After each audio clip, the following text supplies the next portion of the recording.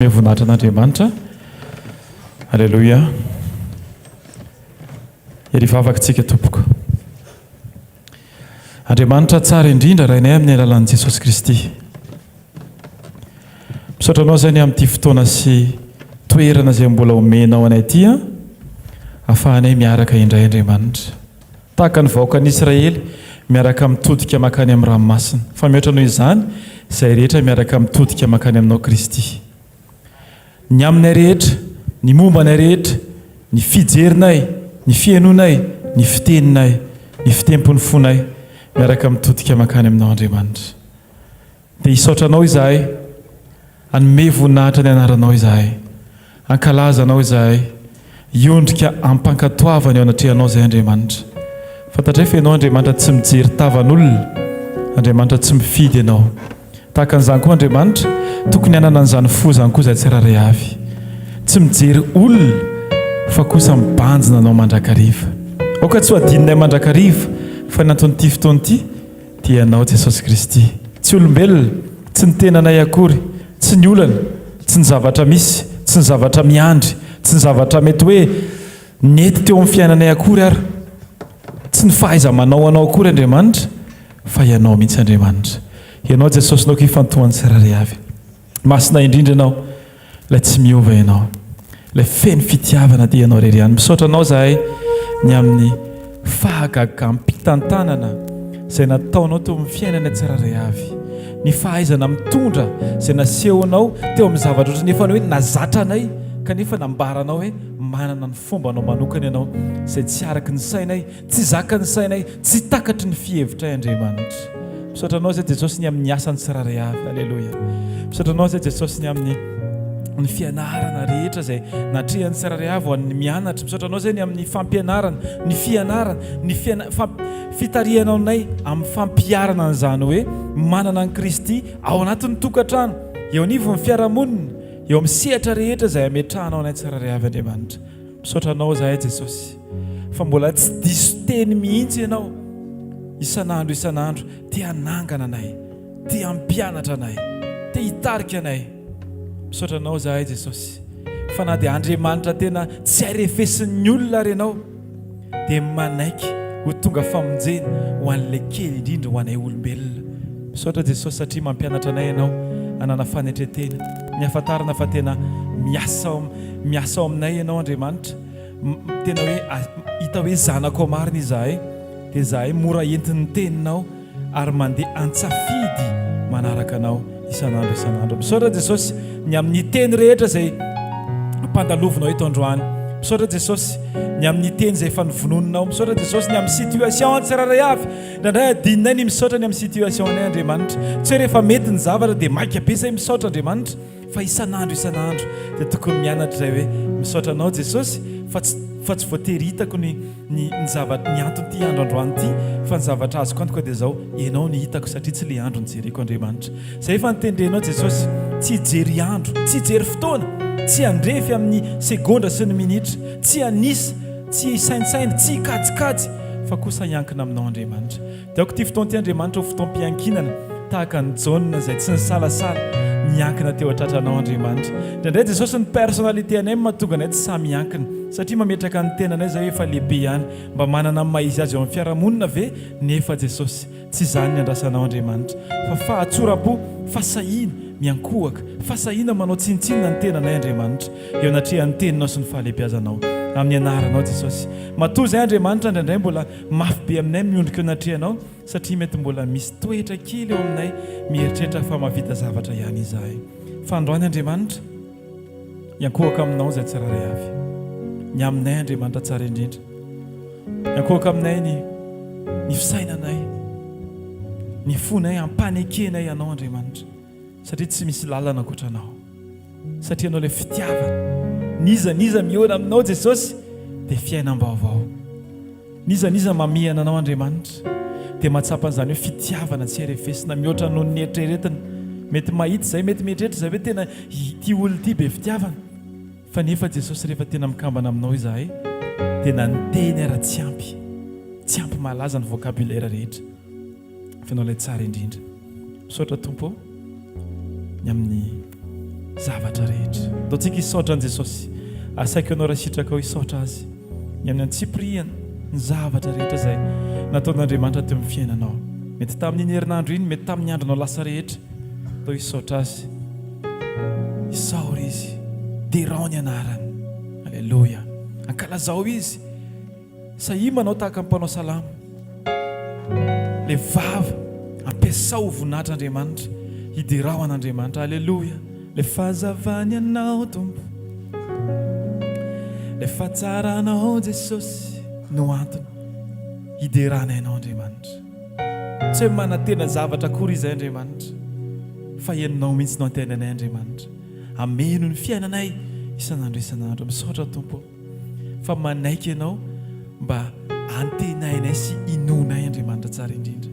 Tsy hoe mipetraka fotsiny ianao Andriamanitra dia mibaikobaiko, fa tonga ianao Andriamanitra na ny ohatra tamin'ny alalan'ny zanakao, mba hahafahanay mahita fa sy hahafahanay mahery ny amin'ny andavanandronay Andriamanitra. Jesosy ana mafisinao tao amin'ny Jaona 14:12 zany hoe zay mino aho ianao dia niasa tokony ataoniko. Mampahery zany Jesosy satria hitanay hoe ianao koa efa miprevoir ny zavatra rehetra teo amin'ny fiainam-panompony tsirairay avy teo amin'ny andavanandronay Andriamanitra. Mandresy zay satria ianao efa narisy ny zavatra rehetra amin'ny anaranao Jesosy. Amen. Ndaontsika hitehaka mafy ho an'i Jesosy Kristy amin'izao fotoan'izao dia tonoa ny fiadanan'i Jesosy ho an'ny olona akaikinao. Fiadanana ho anao, na avaizana na avaiza dia fiadanan'i Jesosy ho anao. Alleluia. Ho aminao manokana. Alleluia. Olona feno fiteteava amin'ny fiadanana ianao vao mivoaka eto rehefa avy eo, satria tsy maintsy miova amin'ny fonao, satria ianao matotongeto dia efa manana etaeta an'i Kristy. Niza mangetaeta dia Jesosy mihitsy ilay tena te hiteny aminao indray Jesosy androany hoe tiako menanao koa ilay zavatra nampangetaetan'ilay vehivavy Samaritana teo am-patsakana. Ilay fiainana mandrakizay tsy mety ritra isan'andro isan'andro. Ataontsika hitotika mankany amin'ny Jesosy amin'izao fotoan'izao. Sokavantsika ny bokintsika amin'ny Salamo 136 andiny voalohany faharoa fahatelo. Alleluia. Salamo fa 4:70 andiny voalohany ny faharoa ary ny fahatelo. Salamo fa 4:70 andiny voalohany faharoa fahatelo. Zay raha antsika rehetra mamaky amin'ny anaran'i Jesosy manao hoe miderany Jehovah fa tsara izy, fa mandrakizay ny famindram-pony. Miderany Andriamanitra avo indrindra, fa mandrakizay ny famindram-pony. Miderany Tompony Tompo, fa mandrakizay ny famindram-pony. Amen. Ny fahalebiazan'Andriamanitra, ny maizy azy an'Andriamanitra, nao ka tonga anao ho babo sy atonga anao hanana teny eo am-bavanao. Tsy manantena ny zavatra afaka homeny mialohan'ny fanantenanao azy tenany. Ndao asandratsika ny tanantsika androany dia hivavakantsika Tompo ampianaro Andriamanitra. Tena aneo an'ilay fiderana tena andrasanao amiko, tsy ilay fiderana mampierika olona na mampientanentana ny foko hoe azo an'izany fa zao Jesosy le mahay anao Andriamanitra no tiako hita eo amin'ny fiainako isan'andro isan'andro. Dia hisaotranao zay Jesosy fa tsara loatra ianao, fa mendrika ianao, mendrika ny fiderana ianao. Teneny mihitsy Tompo tiako ianao, mahay anao Andriamanitra. Ilay nisehoanao tamin'ny Mosesy dia namaly ianao hoe izao zay izy, zay mihitsy Andriamanitra no tiako iraikitra atao anaty kokoa Andriamanitra amin'izao fotoan'izao. Le mahay anao Jesosy io, tiako loatra ianao Andriamanitra. Isan'andro Andriamanitra te handroso makeo aminao foana fotoana rehetra rehefa misaina ny fahatsaranao. Sy hoe ianao mbola mitoetra mahatoky foana nefa zahay indraindray tsy mahatoky. Tsy navelanao hovainy tsy fahatokianay ny fahatokianao Andriamanitra. Zahay koa tokony mianatra an'izany Andriamanitra. Tsy hoe rehefa tsy mahatoky ny manodidina dia lasa tsy mahatoky zahay. Tsy hoe rehefa tsy marina ny manodidina dia lasa tsy marina ve zahay. Tompo aoka anaiko tarihy ny toetranao Andriamanitra, ny toetrany tsirairay avy. Ho amboarina araka ny toetranao, ny toetrany tsirairay avy Andriamanitra. Isan'andro Andriamanitra dia andro anankiray izay anananao fanantenana ihany koa ny amin'ny tsirairay avy hoe manahoana indray izy androany. Jesosy eo amin'ity fotoan'ity ao koa tanteraka aminay araka ilay ao am-ponao, ilay fanirianao Jesosy nao koa tanteraka. Tsy ilay mamaimay anay Andriamanitra, fa ka ilay mampietana anao Andriamanitra, ilay mampietana anao Jesosy. Alleluia. Rehefa misaina ny hatsaranao fa tokinao isanandro fantatro fa tsy hoe mendrika aho fantatro fa tsy hoe mendrika aho ny andray fitiavana toy izao mankasetraka ny famindramponao ary fahasoavanao en Jesosy sino ny nafoizanao ny ainao ka tonga ira sideranao misaotra misaotra misaotra lehibe fitiavanao misaotra indrindra misaotra Jesosy taveritsika misaotra indrindra misaotra misaotra lehibe fitiavanao oh misaotra misaotra Jesosy Jesosy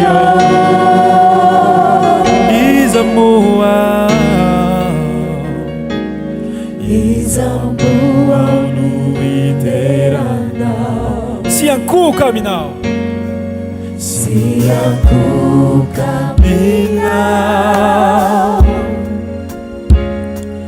ny ranao no nanovay toy izao nanao lalany hoe anatrehanao tsy afakao natrikanao ao nanihira hoanao en Jesosy ny antonanao teo Kalvari zany indrindra zany no antony asaiko miteny hoe misaotra misaotra indrindra misaotra indrindra fitiavanao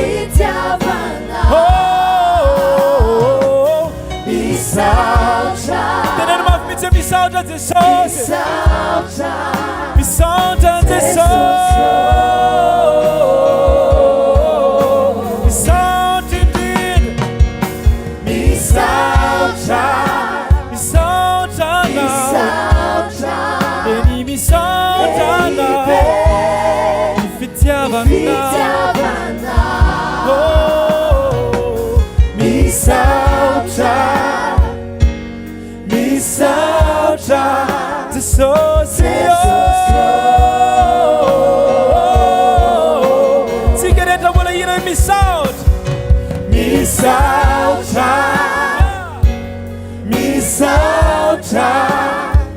lehibe ny fitiavanao misaotra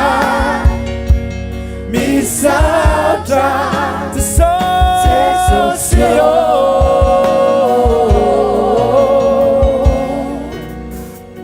Jesosy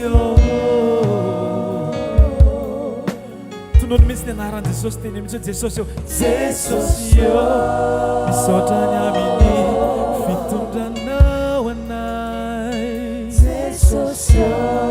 misaotra ny amin'ny famindramponao riray Andriamanitra matoky anao Jesosy mandrakizay ao amponay Jesosy mandrakizay ao amponay ianao Andriamanitra mandrakizay aoka tompo tena azo toerana ianao aoka ianao azo aina aoka ianao tompo hifaly ny amin'ny tsiraray avy Andriamanitra. Ny fahendrenao anatin'ny tsiraray avy no mitondra ny fifaliana ao am-ponao Andriamanitra. Amin'ity fotoana ity Jesosy dia misaotra anao zahay. Jesosy tsy voatery hoe mety aminay ny zavatra rehetra amin'ny eritreritra fa rehefa mety aminay ianao Andriamanitra, mety ny zavatra rehetra. Ao anatin'ny ady, aleloia ho anao Jesosy. Anatin'ny zavatra ohatrany tsy hita hoe ahoana, fiderana ho anao Jesosy. Anatin'ny komba rehetra, hosana ho anao Jesosy. Oh, aleluia. Aleluia ho anao. Aleluia ho anao. Aleluia ho anao. Aleluia ho anao. Ianao ilay tsara indrindra, ianao ilay avo indrindra, ianao ilay avo indrindra. Aleluia, aleluia ho anao, ho anao. Aleluia eno anao, ho anao. Aleluia anao. Aleluia ho anao. Ianao ilay tsara indrindra, ianao ilay tsara indrindra, ianao ilay avo indrindra. Aleluia, aleluia ho anao. Aleluia anao. Aleluia ho anao. Aleluia ho anao. Ianao ilay tsara indrindra, ianao ilay avo indrindra. Fiderana, fiderana, fiderana ho anao. Fiderana ho anao. Fiderana, fiderana ho anao. Ianao ilay tsara indrindra, ianao ilay avo indrindra. Oh, fiderana, fiderana, fiderana ho anao. Fiderana ho anao Jesosy.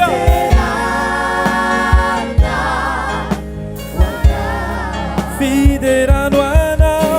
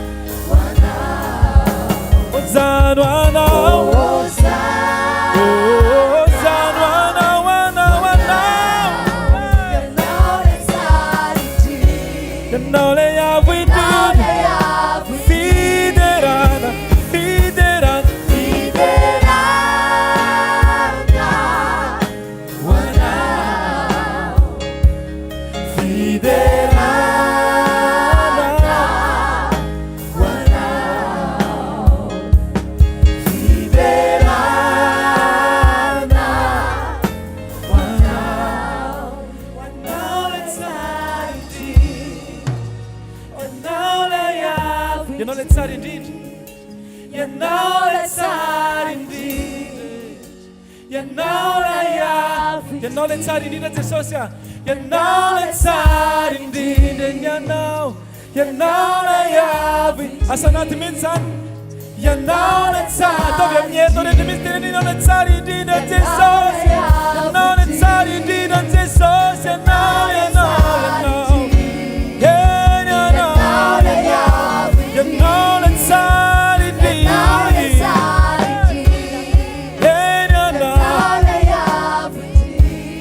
Jesus, Jesus. Naiza naiza tompo hitady, tsy ahita tsara noho ianao Jesosy. anatin'ny zavatra rehetra Andriamanitra tamin'ny fotoana zay nandehananao tamin'ny lalana azy fijaliana Jesosy. Matsiaro tena manokana zay hoe fitiavana ngeza be no menao nay rehetra Andriamanitra, satria nanaiky ianao niaritra na dia afaka nampiasa ny herinao ianao dia no amarinao ilay teny izay nampitondrainao mpaminanao tany aloha hoe tsy amikerina mimpatanjahana fa mifanahako Jehovah ray. Nampiasa ny fahalemem-panahy sy ny fanetreteny ianao teo anatrehan'ny fanenjehana rehetra Andriamanitra, tahaka an'ilay zava-tsarobidy indrindra izay nanaiky hiosina amin'ny tany ary hitsahan'ny olona Tompo ho anay tsirairay avy. Misaotra Jesosy, ataontsika hisaotra an' Jesosy ny amin'izany fahatsarana zany. Nanaiky izy ny tsy hampiasa hery, nanaiky izy ny andefitra, nanaiky izy ny angina mba ho fanafahana sy ny fanafahana anao. Tsika tsirairay avy zany androany Jesosy.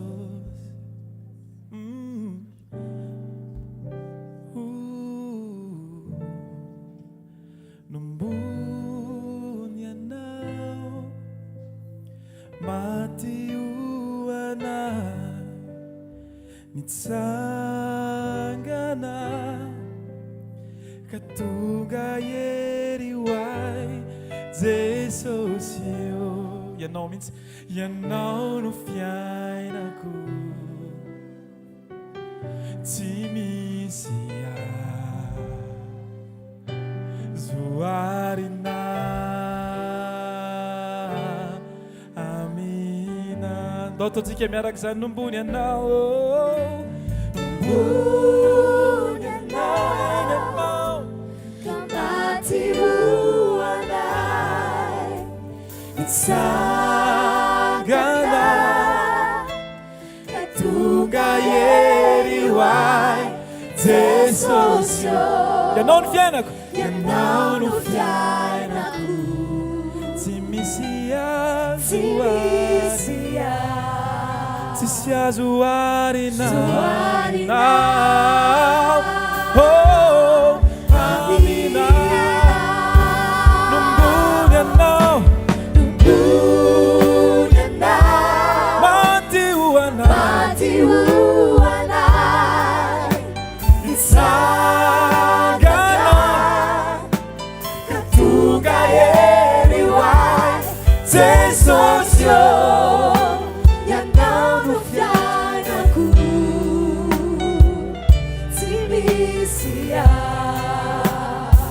tsy misy azo arina. Aminao,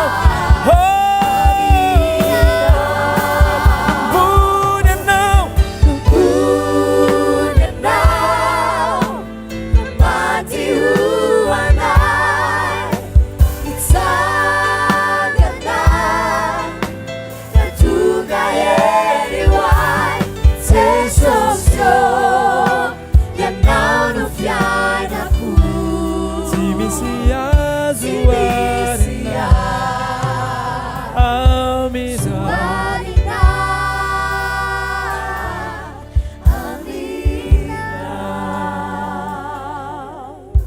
Nombony anao, tsika rehetra ho anay tsirairay avy Jesosy. Tsy hoe mendrika an'izany zay Jesosy, fa tonga ianao mba hatonga anay ho feno hery mandrakariva amin'ny alalan'ny fananao masina. Ianao no fiainako, ianao no fiainako isan'andro, tsisy azo arina aminao. Amina. Tompo, tsy misy mahay, tsy misy mahavita ny vitanao Andriamanitra. Ny olona tsy mahavita miaritra ho anay, zahay koa tsy mahavita miaritra ho anay Andriamanitra, fa ianao Jesosy nafoy ny zavatra rehetra anao, nanaiky ianao hitsakitsahana ho atao tsinitsinina mba haka ny toeranay Andriamanitra. Tompo, mo ahita fitiavana tsaranao izany va izahay ndreto izay Andriamanitra, manaiky indray fa ianao no mendrika indrindra, tsy manana hafa ankoatranao zay Jesosy. Naiza Tompo, tsy manana vaovao tompoko afa-tsy ianao amarino amin'ny tenao mihitsy zany tompoko afa-tsy ianao jesosy a eny ianao no irin'ny foko ianao no irin'ny foko tsy misy fetra tsy misy fetra toko aterikio anao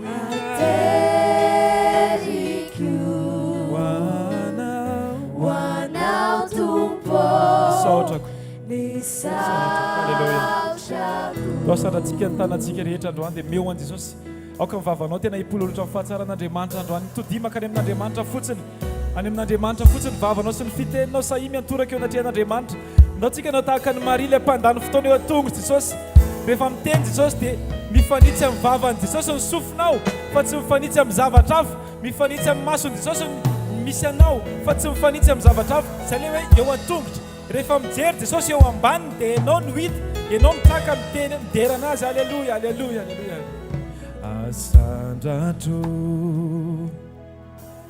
ny tanako hoanao jesosy hoanao jesosy mpanjakako fianao ilay alleluia mpanjakany foko tao veritsika any asandratro ny tanako ianao jesosy tao amity fotoana ty andriamanitra alleluia asandratro ny tanako hoanao jesosy mpanjakako fianao ilay mpanjakany foko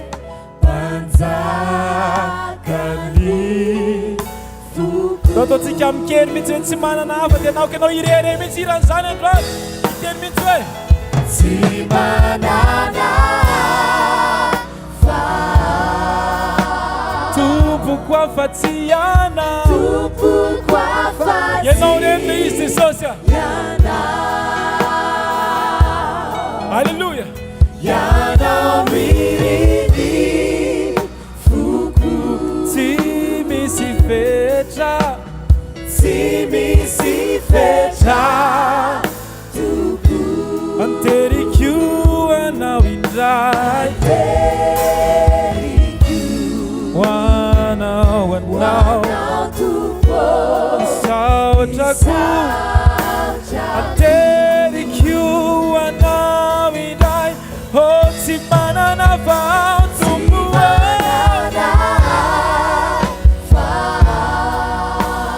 tompoko afa-tsy ianao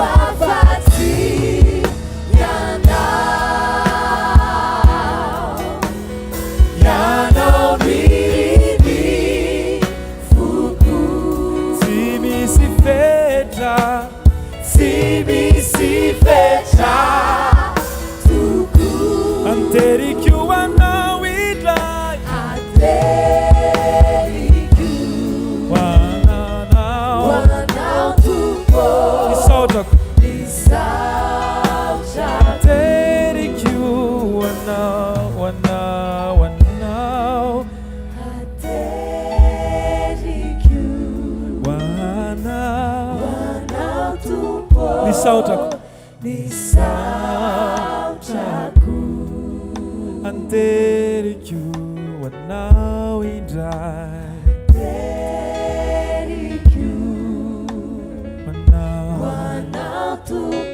ny foko izao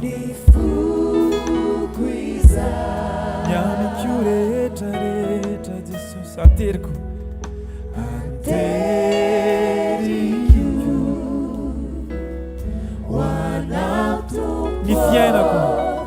ny fiainako momba anay rehetra jesosy omena ianao tsy tady hafa tsy mila hafa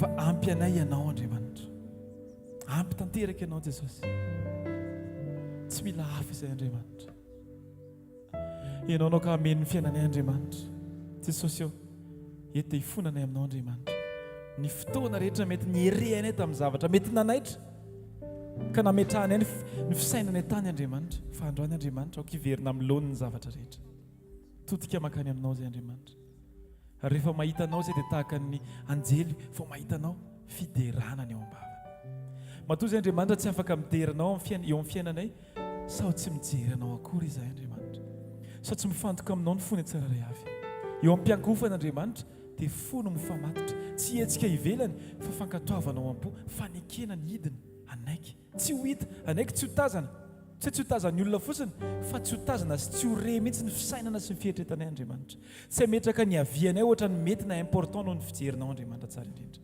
ampianaro izay Andriamanitra ao anatin'izany tahaka ny zazakely volavolainao an-kibo Andriamanitra amin'ny fotoana amin'ny endrim-piankofany zaza ao an-kibony reniny no fotoana famoronanao ny zavatra rehetra tahaka an'izany koa Andriamanitra ny famoronanao ny fanamboarana ny tsara ray avy Andriamanitra dia amin'ny fotoana izay anekenay iankohaka eo anandrianao anaiky ny fitondranao na tahaka ny ahoana atsika mety renay na mety inconfortabilité mety tsapanay eo am-piankofana dia teny tokana ny tokony hiverinao aminay Andriamanitra Isaia 43:21 miteny an'izany ary ny pratika izy dia ambarana any amin'ny boky Isaia any amin'ny boky hvkl-mission teny hoe masina masina masina ny tompo Andriamanitra tsy toa ninona komba masina foana ianao Jesosy ninona zavatra atrehana masina foana ianao Andriamanitra na mety milatsaka ny ranomasina noho ny zavatra mitranga isan'andro masina foana ianao Jesosy tsy mampiova ny fahamasinanao sy ny fahalehibiazanao ny zavatra mitranga sy atrehanay Andriamanitra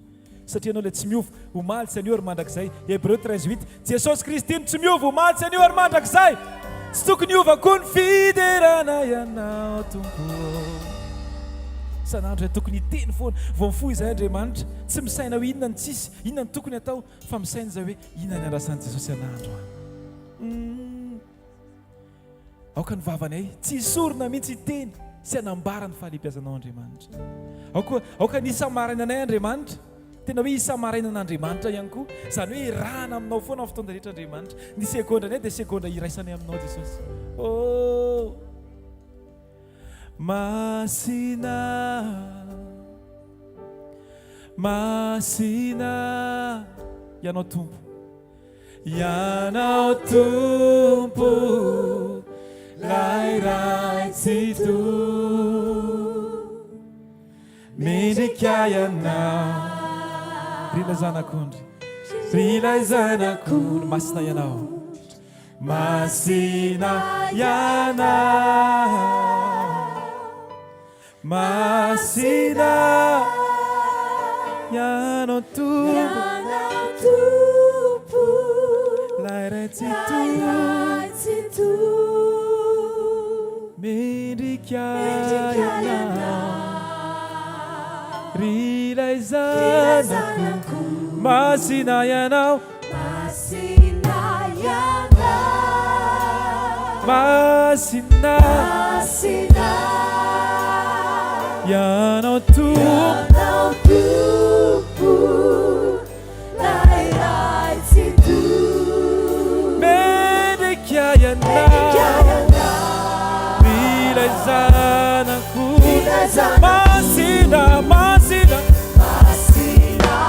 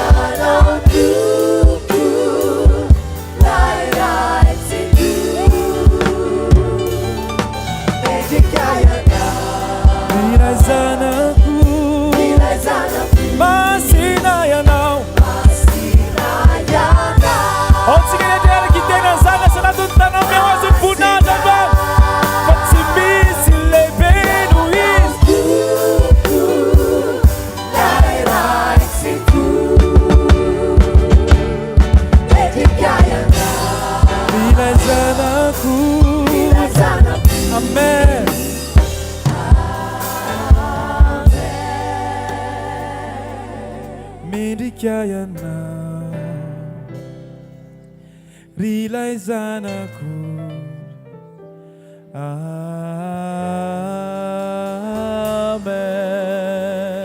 atsika tiaka mafo an Jesosy alleluia Alleluia, mahazo toerana tompoko azafady mandroso tompoko tonga amin'ny fotoana meza atsika voninahitra an Jesosy sy amerenantsika ny voninahitra any amin' Jesosy. Voninahitra ho an'i Jesosy Kristy mitsory vavolombelona ato zany fa nisy zavatra nafinaritra be tonga taty amiko. Le son azafady raha mba afaka reglena kely misaotra tompoko. Tamin'io fotoana io alatsiny moa sekoly fanasitranana dia nahazo fanasitranana sy tsy anasara-dolona namosika irehitra zay tena nampitay ana dia tonga indray ny larobia very solomaso any ambony bus dia gaga hoe latsinainy ve anao mahazo fahasoavana dia latsinainy anao very solomaso dia miala iny ambonjatovo iny ahako dia verina tao amin'le bus dia davina tsita jeny araka ny arabia tsita lasa andeha namonjy sekoly tokantrano izay raha tsy diso tamin'ny tababolana androany dia voatonga tao amin'ny toerana koa dia mivavaka dia tonga asaina be atoaka hoe za hibebaka hiala amin'ny fomba ratsiko dia mivavaka dia mibebaka teoneo ihany tonga dia misy zavatra niala tamin'ny vatako iray manontolo hatramintsika so miteny zao lasa maivana mandehandeha tena tsy misy ohatr'izany fa aingana hitoy fa miankina amintsika ihany le zavatra dia nandehanody efa zako hoe ay dia tonga tao mpivavahany teoko hoe nefa nazo amavanina be zany dia niteny hoe tompo raha mpahitanao anay ny solomaso iny dia faly raha tsy ampahitanao iny solomaso iny ianao mandidy sy manapaka dia nandeha nody dia nandeha hiverina ao any ambozatovo fa andeha hodany masindray no tonga tao amin'ny taxi bosy atao izy le chauffeur hoe tia ny solomasonao Alleluia.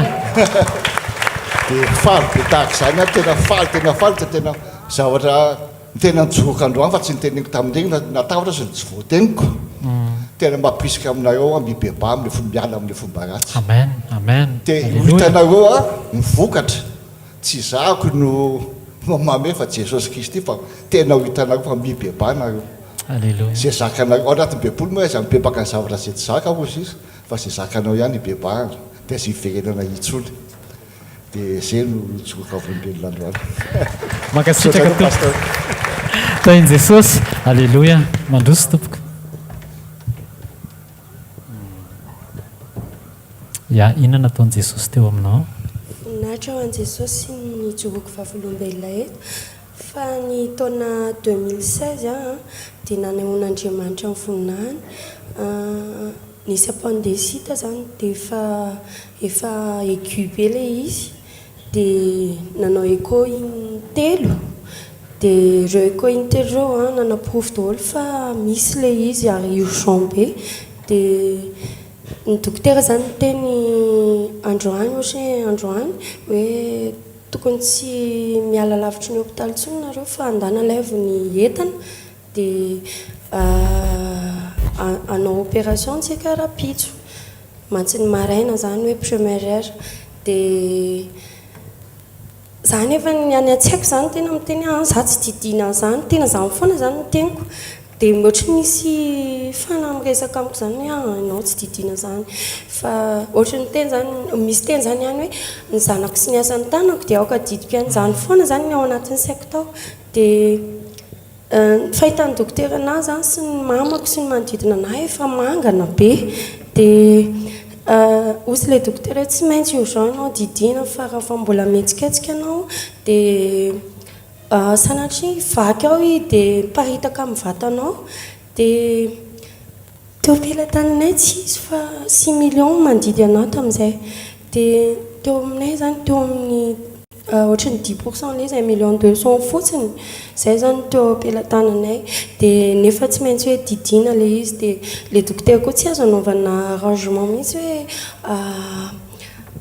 mba anaovana arrangement zany hoe didina aloha fa hoe tsy maintsy complet ny vola dia niteny le dokotera zany tamiko farany sisa hoe rariva misivy alina ianao izy no misakafo farany sy misotro fa raha pitsy maraina ianao tsy maintsy didina dia rehefa tonga tany an-trano dia nisakafo dia tena nikatroka mihitsy ny lera nitondron'ny dokotera hoe amin'izay dia tamin'izay zany nandeha natory dia rehefa nandeha natory za dia tsisy 4 minitra teo akory dia rendrika amin'ny vadiko dia ny zanako tamin'izay mbola tokony mampinono zaza za dia rendrika daholo zany reo anankiroa reo dia ohatran'ny misy miazona ny tanako sy ny tongotro zay zany zavatra tsapako dia za mbola tsy niditra bloky mihitsy hatramin'izay ny ainako dia ohatran'ny mahita jiro mazava be zany za hitany masoko dia nefa le tranonay maitsomaitso le rindrina dia plafond marron dia mafotsifotsy be mihitsy dia ohatran'ny nisy niazona ny tanako dia rehefa nisy niazona ny tanako iny dia niantso hoe jesosy vonjeo zay foana zany ny betindresako dia nisy plâtre zany teo amin'ny kiboko rehefa nisy plâtre teo amin'ny kiboko tsy haiko hoe iza le izy fa fantatro hoe jesosy satria izy nandidy anahy dia tsy nasiaro tena tsony zany nanomboka ny alina mandra-parain'ny andro maraina amin'izay zany fo dia rano be ny tombaniko zany tao amin'ny hitsiny lamosiko tena hoe fiangrano be mihitsiny dia kiboko mibotsina be iny lasa fisaka be ohatran'ny olona tsy naninona dia maivana tena natsiaro hoe maivana zany za dia vaony foa dia niteny an' jesosy hoe sotra jesosy fa zaho tsy didina zany mbola naveriko satria efa rendez-vous amin'ny dokotera hoe rapitsy maraina ianao tsy maintsy didina dia nandeha miverina tany amin'ilay dokotera zay dia rehefa miverina tany amin'ny dokotera zay dia ozy izy le dokotera hoe o dokotera hafa zany nandray teo hoe aninona ty ianao dia hoe ididy ony za zay zany niteniko dia ozy izy le dokotera hoe didina inona dia hoe misy appendicite ony za dia naseo anazy le écho rehetrarehetra tamin'ireo dokotera anankitelo samby hafa reo dia pozin'olo loatra zao ve ianao zany ataon'le dokotera teo amin'ny urgent nandray anahy dia hoe ndana ozy izy loha ianao miverina manao écho dia miverina nanao écho satria tsy maintsy miforcen'le dokotera hafa nandray teo hoe mila manao écho dia négatif miverina normal zavatra rehetrarehetra tena hoe tsisy fahalamina daholo tao anatin'ny kiboko tao dia voninahitra ho an' jesosy rery ihany dia rehefa hoe andidy anahy amin'izay le dokotera dia nitsapatsapaina kiboko omaly zany kiboko mbola nararo be tena hoe nararo be mihitsy tsy azoko tiana dia maraina nitsapaina dia ozy le dokotera hoe fangaki indrina inana fanafody dia ozy hoe jesosy nanasitrana anavy za fa niteny hoe zaho tsy didina zany za nataoko tamin'le dokotera dia ozy natany hoe mahery ozy izy ny andriamanitra ivavahanao mantsy anahy dia ozy za amaina dia sady faly be zany za dia ozy mantsy an'le dokotera hoe sady za koa efa matahotra didina fa za tsy didina zany za fa niteny foana dia avy eo tamin'izay dia rehefa teny an'izay le dokotera hoe mahery ny andriamanitra ivavahanao dia tena nisaotra n'andriamanitra tena hoe tsy voatanako le émotion fa nitantaraiko tamin'ny olona rehetrarehetra zay hitako teny fa zay vao nijoro teto anasian'andriamanitra teto amin'ny altara dia misaotra an' jesosy fa veriko anazy ihany ny voninahitra dia ny taona 2018 koa fa satria ny CSSB le izy dia le zanako zany lamatoa efa nahibe tena efa nahibe dia niditra hôpitaly zay dia efa nitomany zay mivady hoe tsy fantatra le aretina anazo anazy satria efa nanao analyzy rehetrarehetra dia ozy izy le dokotera hoe tsy maintsy tazoma aty amin'ny hôpitaly ozy izy dia ozy aho hoe jesosy ianao mpanasitrana anay dia mbola naveriko ihany le teny hoe ianao ny teny hoe zanako sy niasan'ny tanako dia aoka didiko ihany dia ianao foana ny efa niahanay hatramin'izay jesosy mbola kely zay mbola tany amin'ny neninay dia efa nitaizainao foana dia ianao koa mbola mitahiriny zanako zay zany teneniko tamin'ny vavako sady mitomany za dia ozy ilay dokotera hoe mila maka chambre anareo zao izy izy fa efa kelikely chambre ao dia tapotra dia tsy voaraintsononareo zay zany ataon'ilay dokotera taminay dia ozy za hoe fa inao a lay aretina mahazo anazy dia tsy niteny mihitsy ilay dokotera fa mbola anao analyse ozy dia atao sosieram avy eo a izy matota zoma aty amin'ny hôpitaly dia ozy ilay dokotera fa anaovana analyse fotsiny ny vatany dia tamin'izay tena hoe 2019 zany 19 à 20 amin'ny andron'ny corona teo mihitsy ilay izy dia tsy nety zany tena tsy nety mihitsy za dia mivadiko ny teny hoe tsy maintsy fa zaza efa mampalahelo be satria efa tena ohatran'ireny le zaza tsisy hanina reny le zaza efa taolana mifonototra sisa dia tena hoe nalohan'ilay hôpitaly zay fa tezitra be taminahy le dokotera hoe sarotra atao be za dia teniko sisa hoe misaotra jesosy dia lasa zany andeha mivoaka dia nivadiko sady nitomany dia zany tena tsy miditra hôpitaly zany zanako amantsy anazy fa angataka amin'ilay dokotera za hoe inona fanafody tokony hoe na sakafo atorony mba mampiverina ny ain'ilay zaza zany hoe mba lasa ngedangeda le zaza dia tezitra be ilay dokotera tsisy ozy izy fa ianao milalao hainy zaza dia lasa moa zany nody dia niteny tamin'ny neniko hoe neny inona ny atao dia nanory neny hoe andana ozy izy mio lasopy tongotr'omby ino izy tina cuisse de neuf reny ozy mihena anazy dia nomeko tsisy herinandrony iny dia miverina normal le zaza dia voninahitra ho an' jesosy fa tena hoe raha nandetany amin'ny hôpitaly zany zay mbola nitombo ny aretina dia mety tena lany vola tsy vita lany vola fa sanatria efa maty le zaza hatr'izay Alléluia. dia averiko an' jesosy voninahitra dia mbola misy farany sisa ok dia mpevoka indray za 2021 dia kambana le zaza fa tsy fantatra mihitsy hoe kambana dia tao anatin'ny ekôly izy efa inefatra nanao ekô za satria za moa tsy matoko dokotera ray fa miovaova dokotera foana dia inefatra nanao akao dia rehefa inefatra nanao akao eo dia tokana le zaza dia nisy pasteur zay nanao teny faminaniana tamiko dia ndraisiko ampinoana le izy hoe amaina tanteraka amiko zany satria naniry zazalahy tamin'izay dia vato koa naniry kambana dia tena naniry dia tanteraka tamiko le izy dia 6 mois vao fantatra hoe kambana le zaza 6 mois tateo ariana vao fantatra hoe kambana le zaza dia averiko an' jesosy mivoninahitra fa fitahina lehibe dia ho an'izay maniry zaza koa dia tahin'andriamanitra tsy maintsy mahazo daholo dia manana finoana fa ny finoana na dia kely arany dia tena hoe miasa andriamanitra dia finoana mahavonjy azy Misaotra tompoko. tahin' jesosy daholo tompoko Misaotra betsaka tahin' jesosy fijonao vavolombelona farany eny tompoko. Voninahitra ho an'Andriamanitra rery ihany ny ijoroka volombelona ataoko fohy dia fohy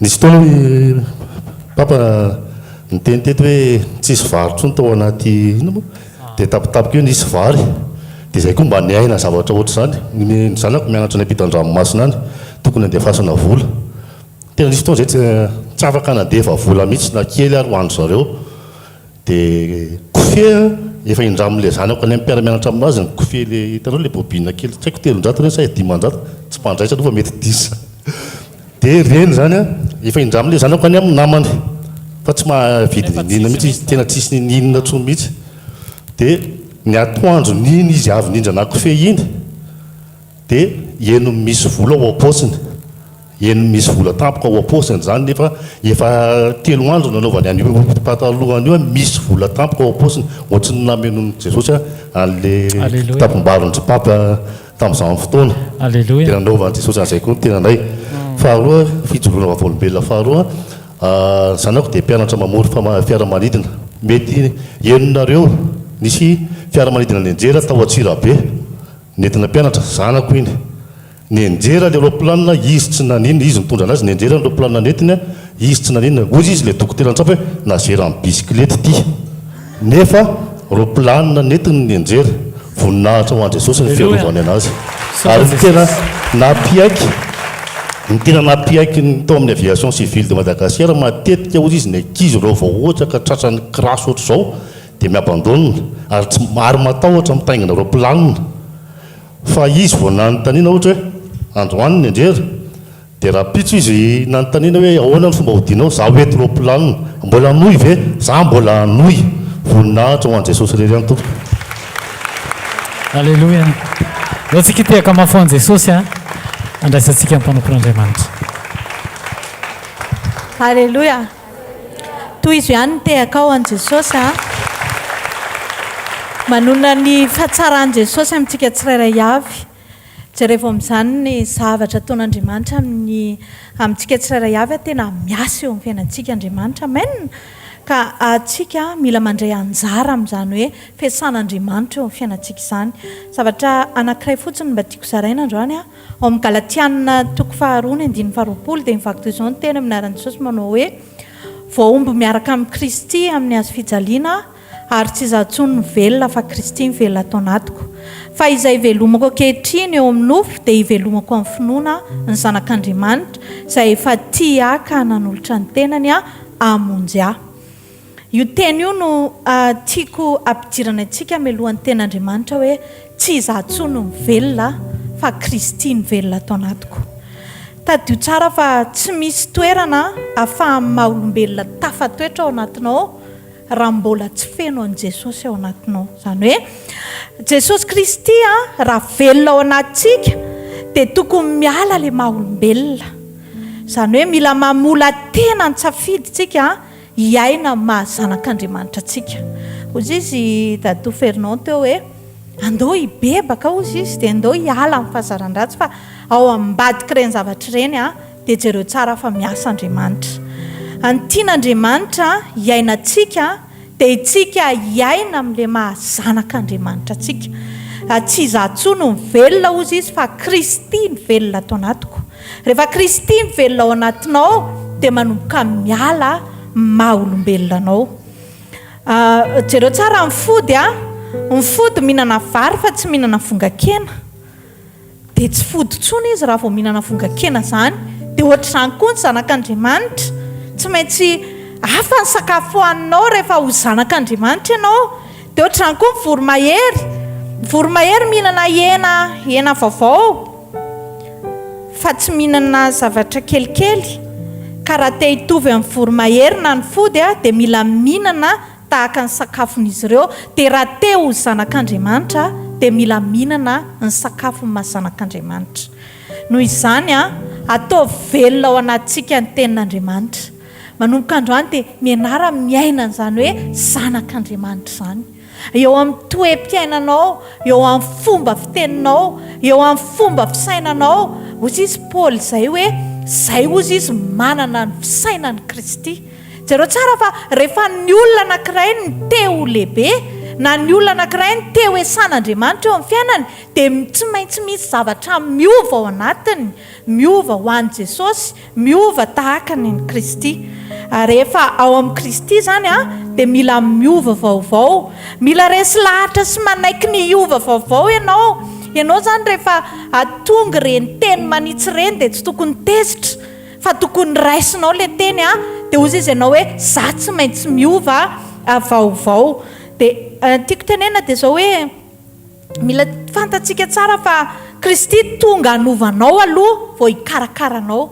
Be dia be tsika lany fotoana mieritreritra hoe andeha hivavaka mba ho karakarain'Andriamanitra. Izay mihitsy aloha no ataon'Andriamanitra fa ny voalohany aloha tonga hikarakaratsika aloha izy vao hijery izay tsy ampy eo amin'ny fiainantsika. Ka noho izany omeo fotoana amin'izay Andriamanitra mba hikarakarana ianao fa aza vela ho lany andro ao ampanefenanao izy. Rehefa velona ao anatinao mantsy ny Kristy dia izao ny tombony voalohany lasa mahay ny zavatra rehetra ianao.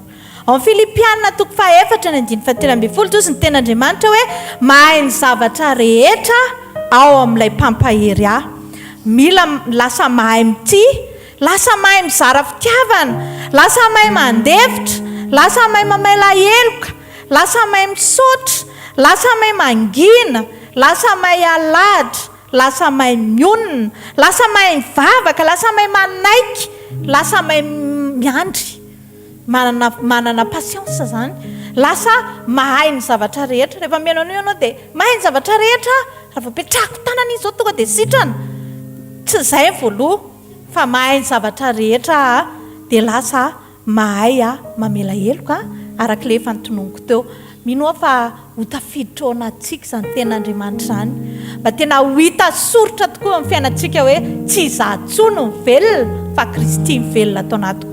Raha mbola tazanao ilay mahaenao anao iny, lenao le rehefa miteny dia tsy maintsy tezitra raha tsy henonana ohatran'izany dia izao mbola tsy Kristy velona.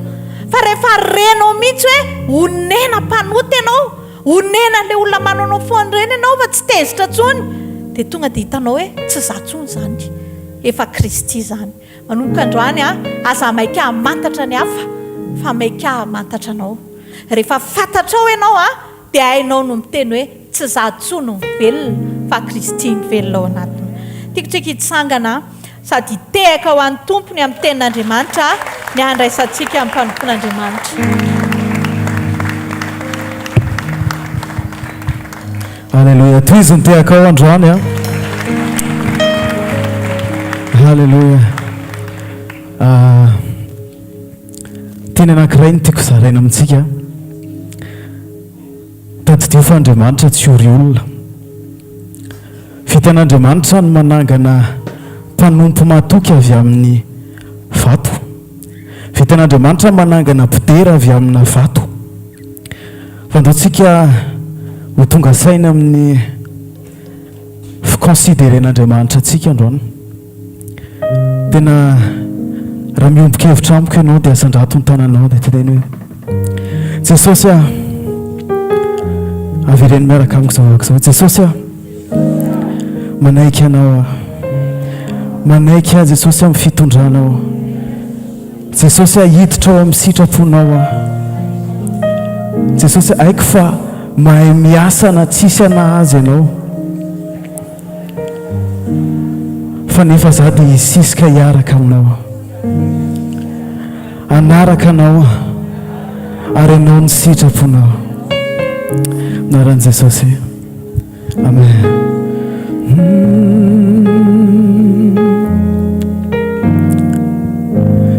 Tompo tsy misy raha isinao, totsinotsinonao, fa ny fahasoavanao no mbola matoy izao ahy, to tsy hitako intsony izay hafarana. Raha tsy misy anao dia sanga viray manjoa misaotra anao. Mananao tompo fa mananao, ovany fiainako tompo tao aminao. Tsy nane minaoranandray ianao, tsy ho toy izao. Halleluja. Ratsy tao aminao,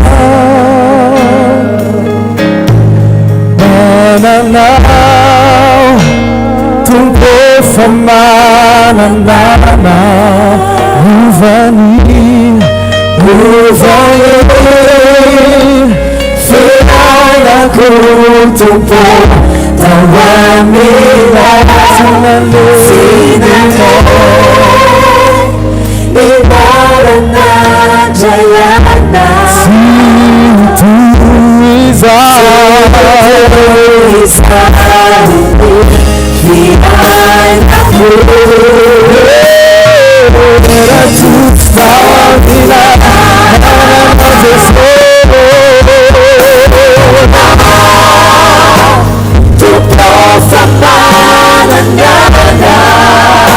From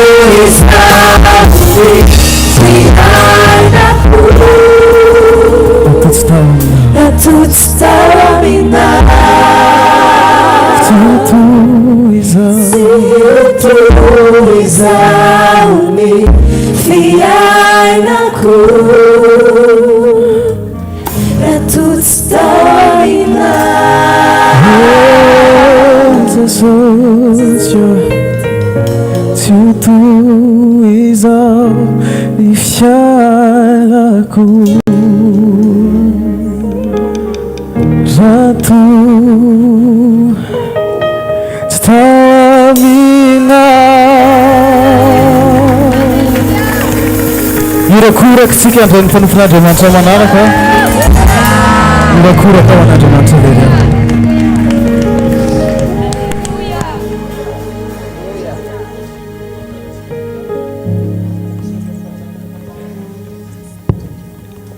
ponao akasitrao Andriamanitra mifonao rehetra dia oka mifananao hifankahita amin'ilay mahery mpanjaka ny mpanjaka sy tompony tompo izy tompon'izao rehetra zao ary mahefa ny zavatra rehetra tsy misimitsy ny takazy amin'izay Andriamanitra aoka izay manam-pofinaina rehetra nandratra ny tanany any amin'ny lanitra anome voninahitra n'ilay tokana sady mendrika ho amin'ny fiandrianana sy fiankofana mandrakizay lay tokana mpifeny zavatra rehetra tompon'izao rehetra zao raha tsy izy dia tsy ary zao rehetra zao fa noho ny anarany fahefany ny hery ny famindrapo ny famonjeny dia toy izao sika tadio fa ndray segonda eo amin'ny fiainan'olombelona dia eo am-pelantanan'Andriamanitra ary matetika ataon'ny satana ny olona ohatry ny hoe manadino zany fa mpandalo eto ambonin'ny tany izy dia nandray manamafonofony toy ny tsy mila an'Andriamanitra zany fa amin'ny fotoana mampaleminy olona rehefa manomboka ame fantatry ny olona fa mihereraka izy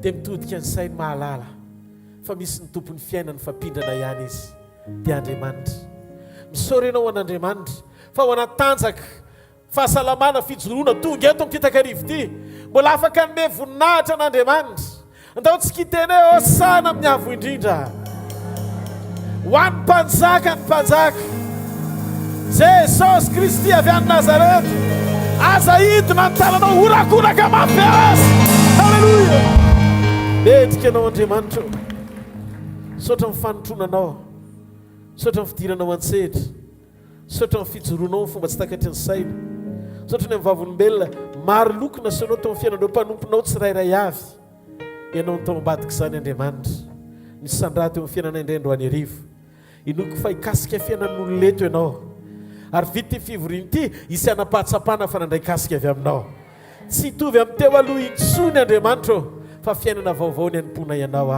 amin'ny anaran'i Jesosy amen ndao ite-tanana trano any tompo maza ho toerana tompo alleluia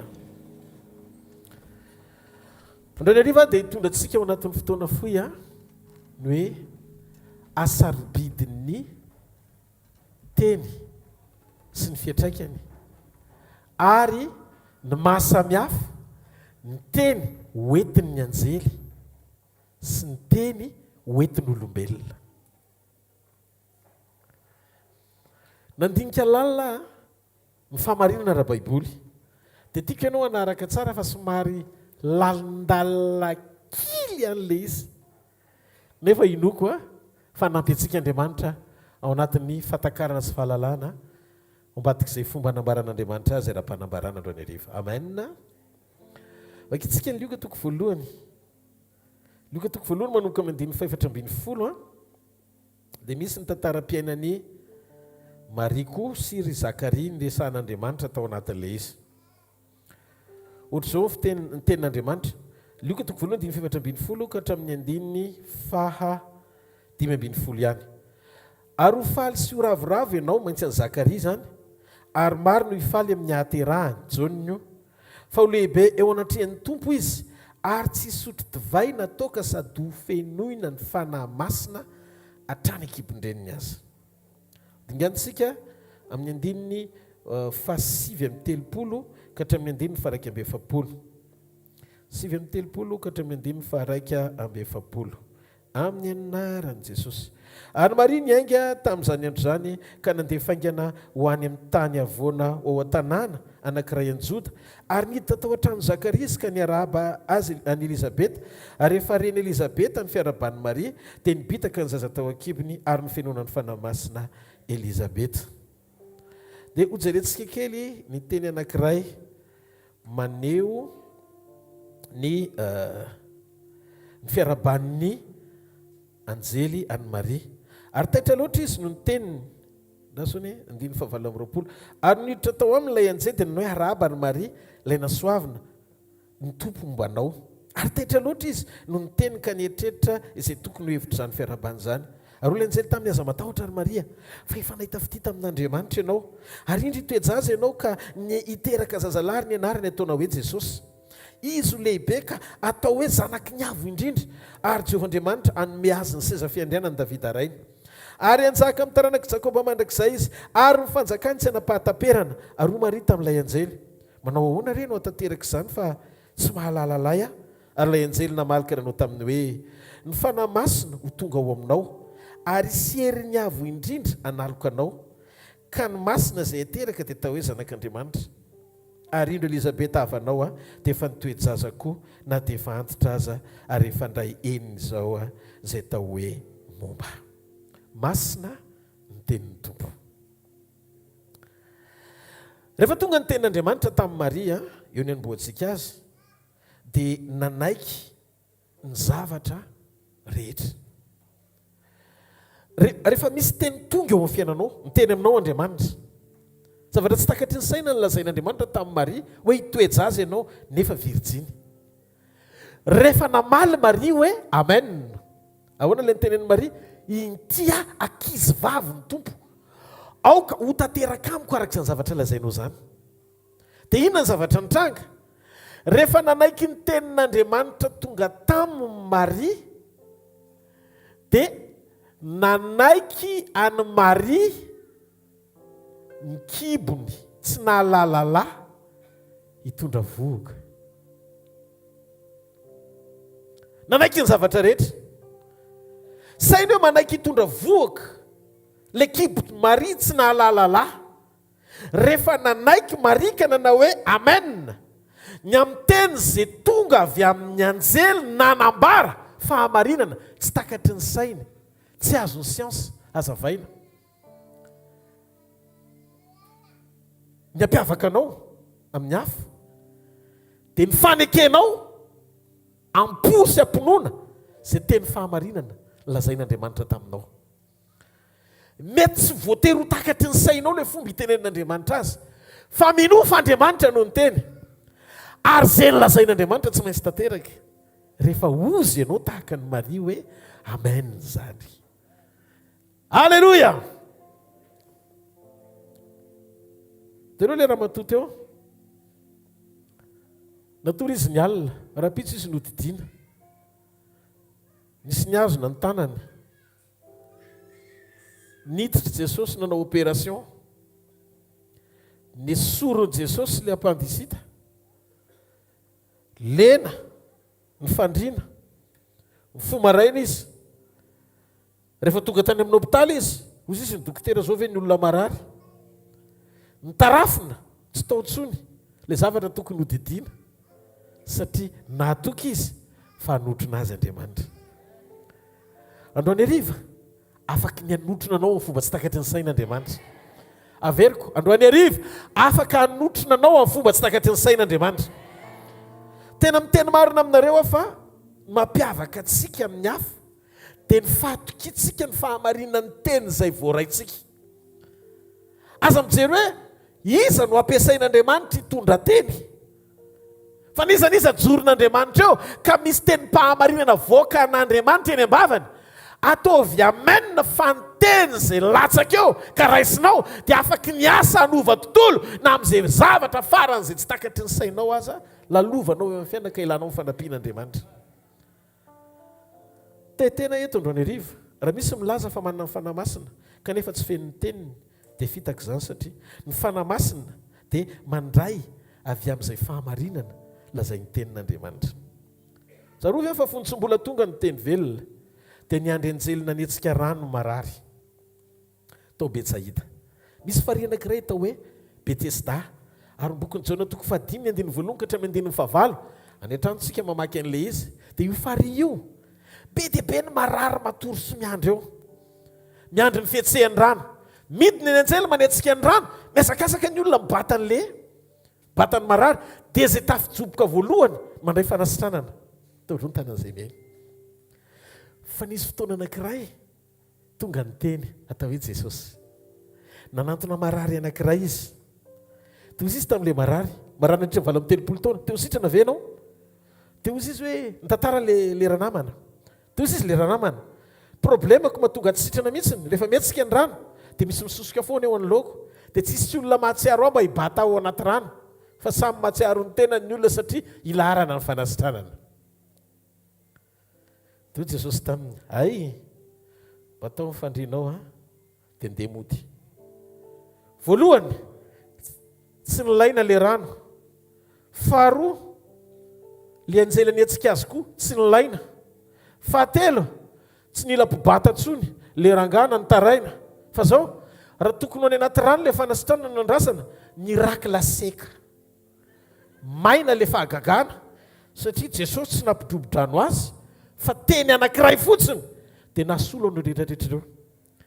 Misy karazam-pisasarana tianao andehanana zay mahatonga ny sainao tsy mifantoka ao amin'ny teny satria indraindray ianao mametraka ny verité amin'ny fanasitranana ao ambadiky ny rano mihetsika hoe tsy maintsy didiana raha tsy zany tsy sitrana, tsy maintsy mihina-panafody raha tsy zany tsy sitrana, tsy misy olona mba mihevitra mihitsiny dia mitomany rery ianao satria ianao samy rery no mitondra ny fahorianao ao anatin'le aretina atrehanao. Fa manambao mafalina zaina aminao androany arivo amin'ny alalan'ny fahamarinany teny anankiray dia ho ahenan'Andriamanitra ny fitototoana fitososina mitambatra ao anatinao. Fa raha afaky nifantoka ianao androany arivo ty takarivo ty no amin'ny tsoran'Andriamanitra teny anasitanana anao eo amin'ny toerana misy anao io. Tsy akaiky ny ralia dia voaka ny tem-pahamarinana fa lera androany arivo fotoana zao anio zao Andriamanitra ny asa. Teny aminao fa zao anio zao Andriamanitra ny asa. Anazava kely amintsika zavatra anankiray. Misy zavatra be dia be tsy ilaina rehefa latsaka ny tenin'Andriamanitra. Mizary ianao mifantoka fa tsy ao ambadiky ny mosoara ny fanasitranana, tsy ao ambadiky ny diloilo ny fanasitranana, tsy ao ambadiky ny pastera be ositra ny fanasitranana, fa ao amin'ny tenin'Andriamanitra ny fanasitranana.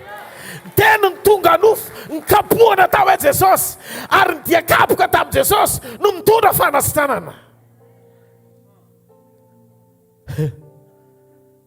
Rehefa manana teny ianao dia tsy mila anjely manetsika rano satria ny teny dia mahatateraka ny asa tsy vitan'ny anjely ary zay tsy vita niza no ataon'ny tenin'Andriamanitra satria feno velona mahery ny tenin'Andriamanitra.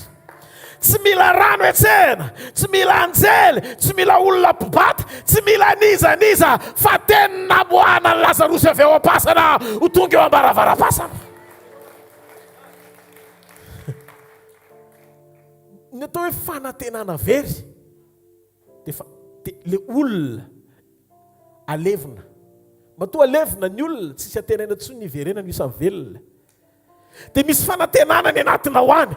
Fanantenana efa nalevina ela, fanantenana efa tsy nisaintsainina ntsony hoe mbola afaky ny ho velona ve, mbola afaky ny ho tanteraka ve.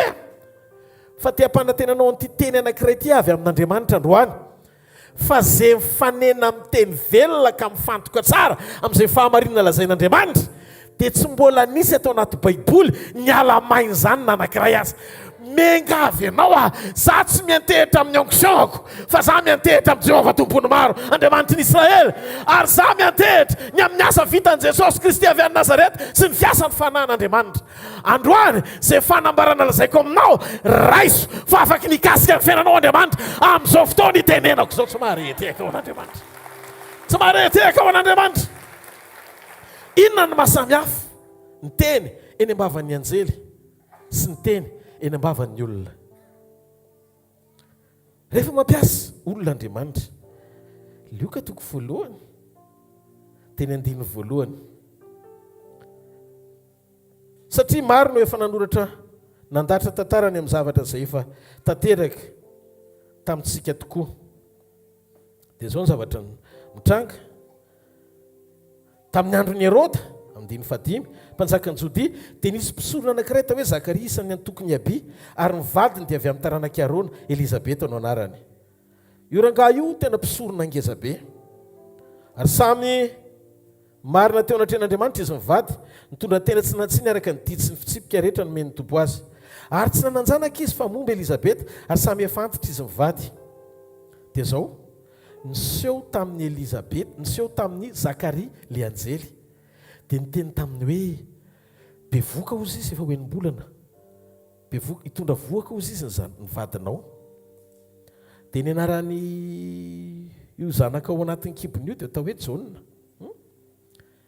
Ny antony homanina izy elo lalana fiviany tompo amboatra ny lalan'i Jehova. Noho izany mahazo promotion mihoatra noho ny olona rehetra izy. Teteny aminao fa ny olona feno fanamasina voalohany tsy apôstôly fa vehivavy atao hoe Elizabeta. Tsy niandry ny nahafatesan'ny tompo, tsy niandry ny fitsanganany tamin'ny maty, tsy niandry ny fiakarana tany an-danitra dia niandry Pentekosta vao ny fenona. Fa ozy izy ny Baiboly ho fenona ny fanamasina izy. Dia ndaso ho azavaiko aminao. Niona tamin'ny Zakaria le anjely atao hoe Gabriel. Efa niteny ny anjely fa ny zaza izay teraka dia ho fenona fanahy hatrao am-boaka. Ny 15 vakitsika teo ny fahamarinan'izany hoe Jauna mpanao batisa. Fa ho lehibe ho natrehan'ny tompo Jauna ary tsy sotro divaina toka sady ho fenona ny fanahy masina hatrany kibondreniny izy. Tamin'izany dia tsy azon'ny Zakaria hoe ahoana no hitrangan'izany. Fa teto rehefa tongo Maria nitondra ny tenin'Andriamanitra namangy an'i Elizabeta ao amin'ny 10 amin'ny lioka toko voalohany dia ndao ny ovakitsika kely 10 hoe ary rehefa reny Elizabeta ny fiarabany Maria dia nibitaka ny zaza tao akibony ary no fenona ny fanamasina Elizabeta. Tanareo Elizabeta ny fenona ny fanamasina noho ny amin'ny Jauna izay ao akibony. Miantsaritsika. Maria niditra tao an-tranon'ny Elizabeta fatatsika fa tsy mitory-teny izy, tsy mivavaka na mitondra tenin'Andriamanitra fa fiarabana mitovy tamin'ile nataon'ny anjely. Inona ny différence? Samy fiarabana ireo. Fiarabana voalohany anjely namangy any Zakaria, any Maria azafady. Anjely namangy any Maria renin'i Jesosy. Teniteny hoe arabaina ianao ry Maria, vehivavy feno fahasoavana ianao. Nisoavina mihoatra noho vehivavy rehetra ianao. Dia inona ny zavatra nitranga? Nandrakotra sy nanaloka ny fanamasina fa tsy feno ny fanamasina Maria. Maninona ny tsy feno ny fanamasina Maria? Nefa anjely no nitondra tenin'Andriamanitra teo amin'ny Maria. Ny anjely tsy manana ny fahafenon'ny fanahy fa ny anjely ny rana hitondra teny ho amarin'ny fanahy. Azavaiko messager fotsiny izy. Ohatrany hoe mitondra n'le teny izy hoe tia ny zavatra nampitondraina fotsiny. Dia ho azavaiko aminao ny atonga n'le izy hitranga hoe ianao izy fanahy avy any amin'ny avo indrindra analoko anao dikany hoe manaloko dia manarona. Dia hatreo izy izy mifantatra. Fa ny zaza izay ateraka rehefa avy eo izy dia atao hoe zanaky ny avo indrindra. Eny amin'izay ilay fahamarinana. Rehefa anjely no irahana satria ny anjely tsy manana amin'ny fanan'Andriamanitra. Tsy namonjy anjely Andriamanitra fa namonjy olona izy. Dia zao miantra le teny. Zay no mahatonga ny tenin'anjely ndraindray efikasy kokoa no ny teny ampitondraina olona. Satria ny olombelona misy condition vao mandaitra le teny ampitondrain'Andriamanitra azy, mandaitra 100 isan-jato. Andriamanitra tsy nanao ny olona ho messager mpitondra hafatra fotsiny, fa Andriamanitra nampiombona ny olona tamin'ny teny zay nampitondrainy amin'ny alalan'ny fanahany. Jereo amin'izay mba samy hafa n'ilay izy, samy fiarabana ilay izy. Ny anjely ny raba voasarony Maria, fa rehefa mariny ny raba satria olona feno Elizabeta. Zavatra tsy azonareo ilay izy. Tsy mitovy ny fampiasan'Andriamanitra olona sy ny fampiasan'Andriamanitra anjely. Hiditra landalina kokoa tsika, hiditra landalina kokoa tsika. Rehefa ny raba Maria mitovy amin'ny fiaraban'ilay anjely. Ilay anjely tsy nitory-teny, Maria koa tsy nitory-teny, fa fiarabana tsotra, fa tonga dia efficace ilay izy. Zay no mahatonga antsika tsy maintsy miomana ao anatina communion rehefa iran'Andriamanitra anao ny asany. Miomana tsara anao anatina communion tena mahamay-vai, satria tsy voatery ianao hitory-teny lava be rehefa feno Andriamanitra. Fa na mety salutation fotsiny tsotra aza sy fiarabana tsotra dia misy fiantraikany eo amin'ny fiainan'izay mihaino anao tsy zavatra lazainao. Dia hiteny ihany koa ho an'ny fiangonany ny andro farany. Tsika dia tsy natsona hitory-teny na hitondra hafatra fotsiny, fa tsika natsona iombona amin'Andriamanitra mba ho ajoryn'Andriamanitra ho isan'ny olona vonona ampiomana ny olona ho amin'ny fotoam-pampakarana iverenan'i Jesosy apakatra amin'ny fiangonana. Jaona ny fenoana meloa. Fa maninona Andriamanitra nanao zavatra exceptionnel, extraordinaire. Satria raha mitokony ho izy efa vita amin'ny famonjena vao fenoana amin'ny fanahy fiangonana. Fa maninona Jaona tany amboaka, Elizabeta koa vao nitondra ny Jaona dia ny fenoana melohan'ny fotoana nefa mbola tsy maty Kristy, mbola tsy nitsangana tamaty izy, mbola tsy niakana tany an-danitra izy mipetraka ankavan'Andriamanitra mba ho irahana ny fanahy. Fa maninona Andriamanitra, Petera ny taraiky no Elizabeta, Petera ny andro Pentecoste, Elizabeta melohan'ny fotoana Pentecoste nefa fenoana meloa satria misy Jaona. Inona loatra ny fahamarina ao ambadika izany? Jaona no manina ho amin'ny fihevian'ny tompo voalohany. Alleluia. Isaky ny misy fihevian'ny tompo Andriamanitra dia miandry ny olona anana fahafenoana alohan'ny fotoana isehoany zanak'Andriamanitra. Zany mahatonga anay milaza aminareo fa ho avy ny fotoana iverenan'i Jesosy.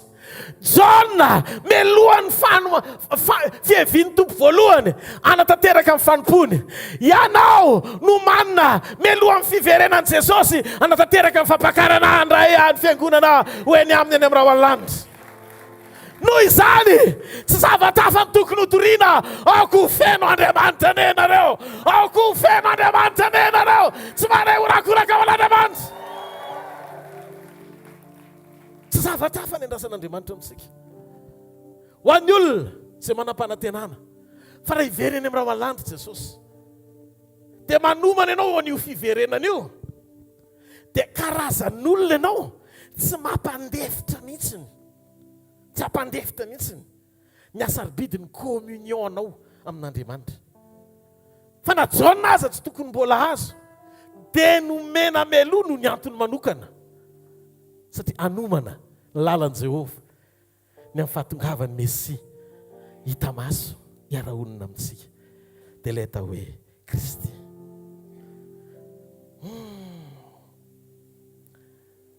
Inona ny tiana tongavana? Ny olona tena messager marina, mpitondra hafatr'Andriamanitra, toandry Maria feno satria nitondra teny izy. Tena rabaka teny mitondra teny Maria, le teny tonga nofiny ao aminy, ka na fiarabana aza fenositra, na fiarabana aza fenositra. Mety nanao izy hoe arabainy Elizabeta, manao ny kalaliza. Mety tsotsotro ohatr'izany ilay izy, fa ny ao amboaky Elizabeta no mibitaka dia nampime ao anatin'ilay izy. Dia nohony hozy izy, ary rehefa ren'ny Elizabeta ny fiarabany Maria dia nibitaka ny zaza tao an-kibony. Ary ny fenoana ny fanahy masina Elizabeta dia niantso tamin'ny feo mahery Elizabeta, voatany samy vehivavy ianao ary voatany ateraky ny kibonao. Ary avy aiza moa no atongavan'izao amiko no mba vanginy reniny tompoko a zay nareo ny le zavatra mitrangy a tonga dia nika tamin'ny feo mahery izy rehefa feny fanahy masina ianao dia tsy maintsy miantso amin'ny feo mahery mahatsary ny asan'ny apôstoly toko faharoa zany a rehefa feny fanahy masina Petera tsisy bafla manola ny olona telo arivo nanolo tena fa ny lelalela be mihitsy dia renin'ireo satria nahoana feno fanahy ary zay feno fanahy kay mpilelalely eny an-tsena rehefa feno fanahy ianao dia mpilelalely eny an-tsena miantso amin'ny feo avo ny asan'ny apôstoly toko faharoa dia mitovy amin'ny liko toko voalohany 9:20 zany hoe ny réaction amin'ny olona feno fanahy masina dia tsy mahakontrôle ny tenany satria hoentin'ny fanahy amin'izay tia nitondrana azy Zakaria mpisorona be dia ndresaka foana tamin'ny Elizabeta fa tsy nanova ninninina fa ny problema tamin'ny fotoana tokony iresahany rehefa avy nina tamin'ilay anjely izy dia mona izy taorian'ny resahany tamin'ilay anjely fa inona no antony problema ny Zakaria rehefa namaly an'ilay anjely izy vakio tsara ny baiboly dia tsy nahita afa-tsy ny tenany no nitoriany tamin'ilay anjely za efa antitra ka ny fomba hoana ny atateraka an'izany fa ny Maria indray samy za ihany fa tsy nanakana ho an'ny tenany izy hoe tsy ho tanteraka aminy zany ahoana ny fomba hatateraka an'ilay izy Maria fa za tsy nahalalalahy nanondro olona izy tsy nahalalalahako tsy nanondro ny tenany izy fa nanondro ny hafa zay neverina fa tokony hampitranga n'ilay profesia zay noentin'ilay anjely Maria manontany programma Zakaria nyrefusé programma tsy possible zany fa za efa antitra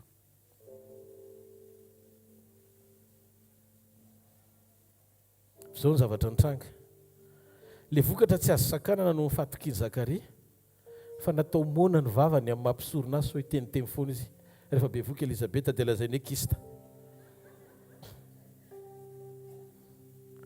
teo izy Andriamanitra mijanona daholo aloha ny ambony rehetra raha zaka fa avy alao aloha liza ho bevoka zoma tsara satria ilaina ny zaza ao akibony teteny amintsika Andriamanitra androany omeo voninahitra ny tenin'Andriamanitra aza isan'izay tsy mindry zavatra lazain'Andriamanitra fa raha misy programa mahasarotiny an'Andriamanitra dia zao programa mpiomanantsika izao mialohan'ny fotoana iverenany aza vely rehefarehefa amin'ny tany alao mirehefarehefa daholo ny zavatra rehetra fa ny fiainam-pahamasinana aza vely rehefarehefa amin'ny tany ny fiainam-pahamarinana aza vely rehefarehefa amin'ny tany ny fijoronao aza vely rehefarehefa amin'ny tany fa Andriamanitra amin'izao andro farany izao manoman'olona feno fanahy masina izy anomana ny fotoam-piverenany tsy maharetehaka ao an'Andriamanitra tsy maharetehaka ao an'Andriamanitra zany mahatonga ny baiboly milaza fa ny herin'ny teny dia manapatapaka ny gadravy misitina ny maty avy any am-pasana mamoaka azy toy ny sotomana ny Lazarosy hivoaka amin'ny fasana ary noho ny teny androany dia tena inoko zato isan-jato fa hiasa mahery ny fiainan'ny avy Andriamanitra androany zao za mahita asany devoly tapatapaka rava tsy manakely tsy manam-pahefana ny fiainan'ny olona ny olona rehefa fiain'ny fanahy masina dia mialohany naman-tsena sy nahafatesan'i Jesosy teo amin'ny azo fijaliana dia tadidio ny zavatra nitranga tsy niandra izay procédure zay Elizabeta fa talohan'ny fotoana nahafatesan'i Jesosy nitsanganany tamin'ny maty niakarany tany an-danitra dia efa nahazo izy nefa mbola omboaka akory mbola tsy teraka akory Jesosy raha misy milaza zany fa tsy tokony itoroteny ny vehivavy nanompo an'Andriamanitra dia maha izy nareo mamaly tsara fa zay mamaky baiboly hoe tsy Petera no nitory voalohany fa Elizabeta nitabataba be mihitsy nitsodrano amin'ny Maria satria rehefa feno ny fanahy masina dia tamin'ny feo mahery ohatran'ny Petera ihany no nilazany tamin'ny Maria hoe ara ianao ilay vehivavy no asoavina no nateraky ny kibonao zany hoe tsy mifampiresaka akory tsisy Elizabeta nivanginy ny anjely zany fa Zakaria no nivanginy kanefa ny fraziny le anjely tamin'ny Maria ihany no nitsofany Elizabeta rano any Maria mitovy ene voata ianao no le zaza teraky ny kibonao zany hoe fanahy masina zany dia mamerina tao amin'ny Maria izay teny nampitondraina ny anjely fa maninona mibitaka John satria Maria no hita maso, Elisabeta no hita maso aloha dia zao mifankahita le samy ao anaty kibo. Ny fahalebiazana zany tsy miankina amin'ny fahakelezany hita maso satria Jesosy mbola tody kely John nefa enim-bolana. Fa zao zay mahay mibitaka aloha ny mietsika fa tony atody kely oatra riny ahoana moa nibitaka kibony mamany izy ara mbola fo mitempo aloha. Fa zao ao amin'ny tontolo ara-panahy tsisy fahakelezana fa mifankahita ao amin'ny tontolo fahalebiazana ara-panahy, ny tontolo ara-panahy. Za mahita androany miovotrovotra mihitsy Losifera sy ny sezany satria fatany hoe misy tolo-boavonjy sy miova fo be dia be atao amin'ny tranombokin'olona analakely androany. Inona ny lazainy tonton Fernand teo? Tapa-kepitra amin'izy tena hibebaka marina amin'izay. Vao vita ilay fibebana dia maivana dia maivana dia maivana. Nareo ve tsy teo maivana e? Zay mahatonga Jesosy miteny hoe makanesa ty amiko fa za menareo fitsarana. Misy zavatra tsy mitondra fitsarana mihitsy manakana ilay fitsarana tsy ho tanteraka ao anatin'ny olona. Rehefa tsy feno fepetra tonga anao tena hibebaka marina. Ohatrany hoe tonga eto tsika ianao n'Andriamanitra, mandeha ny tenin'Andriamanitra dia mandeha daholo ny karazana amenna be dia be. Amen, amen, amen. Rofona misobika ny amen. Fa tsisy mitovy qualité tamin'ny amen ny Maria. Arivo ny tenen'ny anjely hoe tanteraka ty ankizy vavin'ny tompo. Aoko fotsiny tanteraka amiko amin'izany zavatra teneninao zany. Aoko tanteraka dia nitsahatra izy. Fa matoy ianao zay mbola tsy nitsahatra taorian'ny fandrenesanao an'Andriamanitra ny teny. Dia mbola tsy tanteraka ny firaisanao sy ny fiombonanao aminy matoy ilay teny tsy tafatoetra ao anatinao. Misy zavatra tokony hibebahana ahatonga ilay fahamarinana izy fiantraikany ao anatin'ny olona izay miaino ao anatinao rehefa hiaino ny tenin'Andriamanitra ianao. Maria ne tamin'izany mbola tsy zanak'Andriamanitra fa mbola mpanompo ty ankizy vavin'ny tompo. Nampiasain'Andriamanitra ho an'i Elisabeta nameno ny fanahy azy Maria fa tsy mba mipartisipe akory tamin'ilay fahafenoan'ny fanahy tamin'ny fotoana ny eonany tamin'ilay anjely. Vahavariana olona tsy feno fanahy akory Maria fa nyrakofana fa vokatr'ilay teny velona tao aminy dia nanam-pahefana izy eraba tahaka ilay anjely fa vokatry ny fisiany Jesosy tao am-boaka tonga dia feno Elisabeta.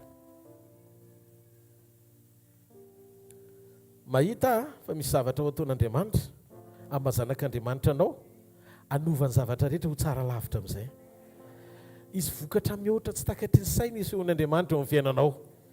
Ary ny zavatra azoko antoka satria nanapa-kevitra ianao oriny amin'ny androany tsy vazivazy nanao tsinitsinina ny firaisanao amin'Andriamanitra dia azoko antoka fa Andriamanitra hijoro koa ahita olona araka ny fony rehefa mahita anao amin'izay izy. Afaka mijoro sika manonona sy miteny zavatra ty tsika hitranga satria feno Andriamanitra ao anatsika. 9:7 dia niantso tamin'ny feo mahery hoe izy voata samy vehivavy ianao ary voata nateraky ny kibonao. Niantso tamin'ny feo mahery izy. Tsy voasakana mihitsy ny fiakaran'ny feo. Ohatrany hoe sahala amin'ny hoe tsy hainao zany rehefa mijery ianao indraindray. Zany rehefa mijery anao rehefa ampiasain'Andriamanitra ny amin'ny fitoritany ankalamanjana. Na rehefa zoma dia miondrika fotsiny indrety ataoko sady milelalela be fa ahoana ary zany. Nefa matsiaro tena ihany. Dia fantatra fa ohatra ny Elisabeta koa akay misy fotoana. Ary ohatra ny Petera koa misy fotoana. Magaga tsy lavitra be Maria. Fa eo akaiky eo mifampiaraba mihitsy sy mivaravaratra nefa izy milelalela be mihitsy. Fa tsy mahazo miteny Maria marenina.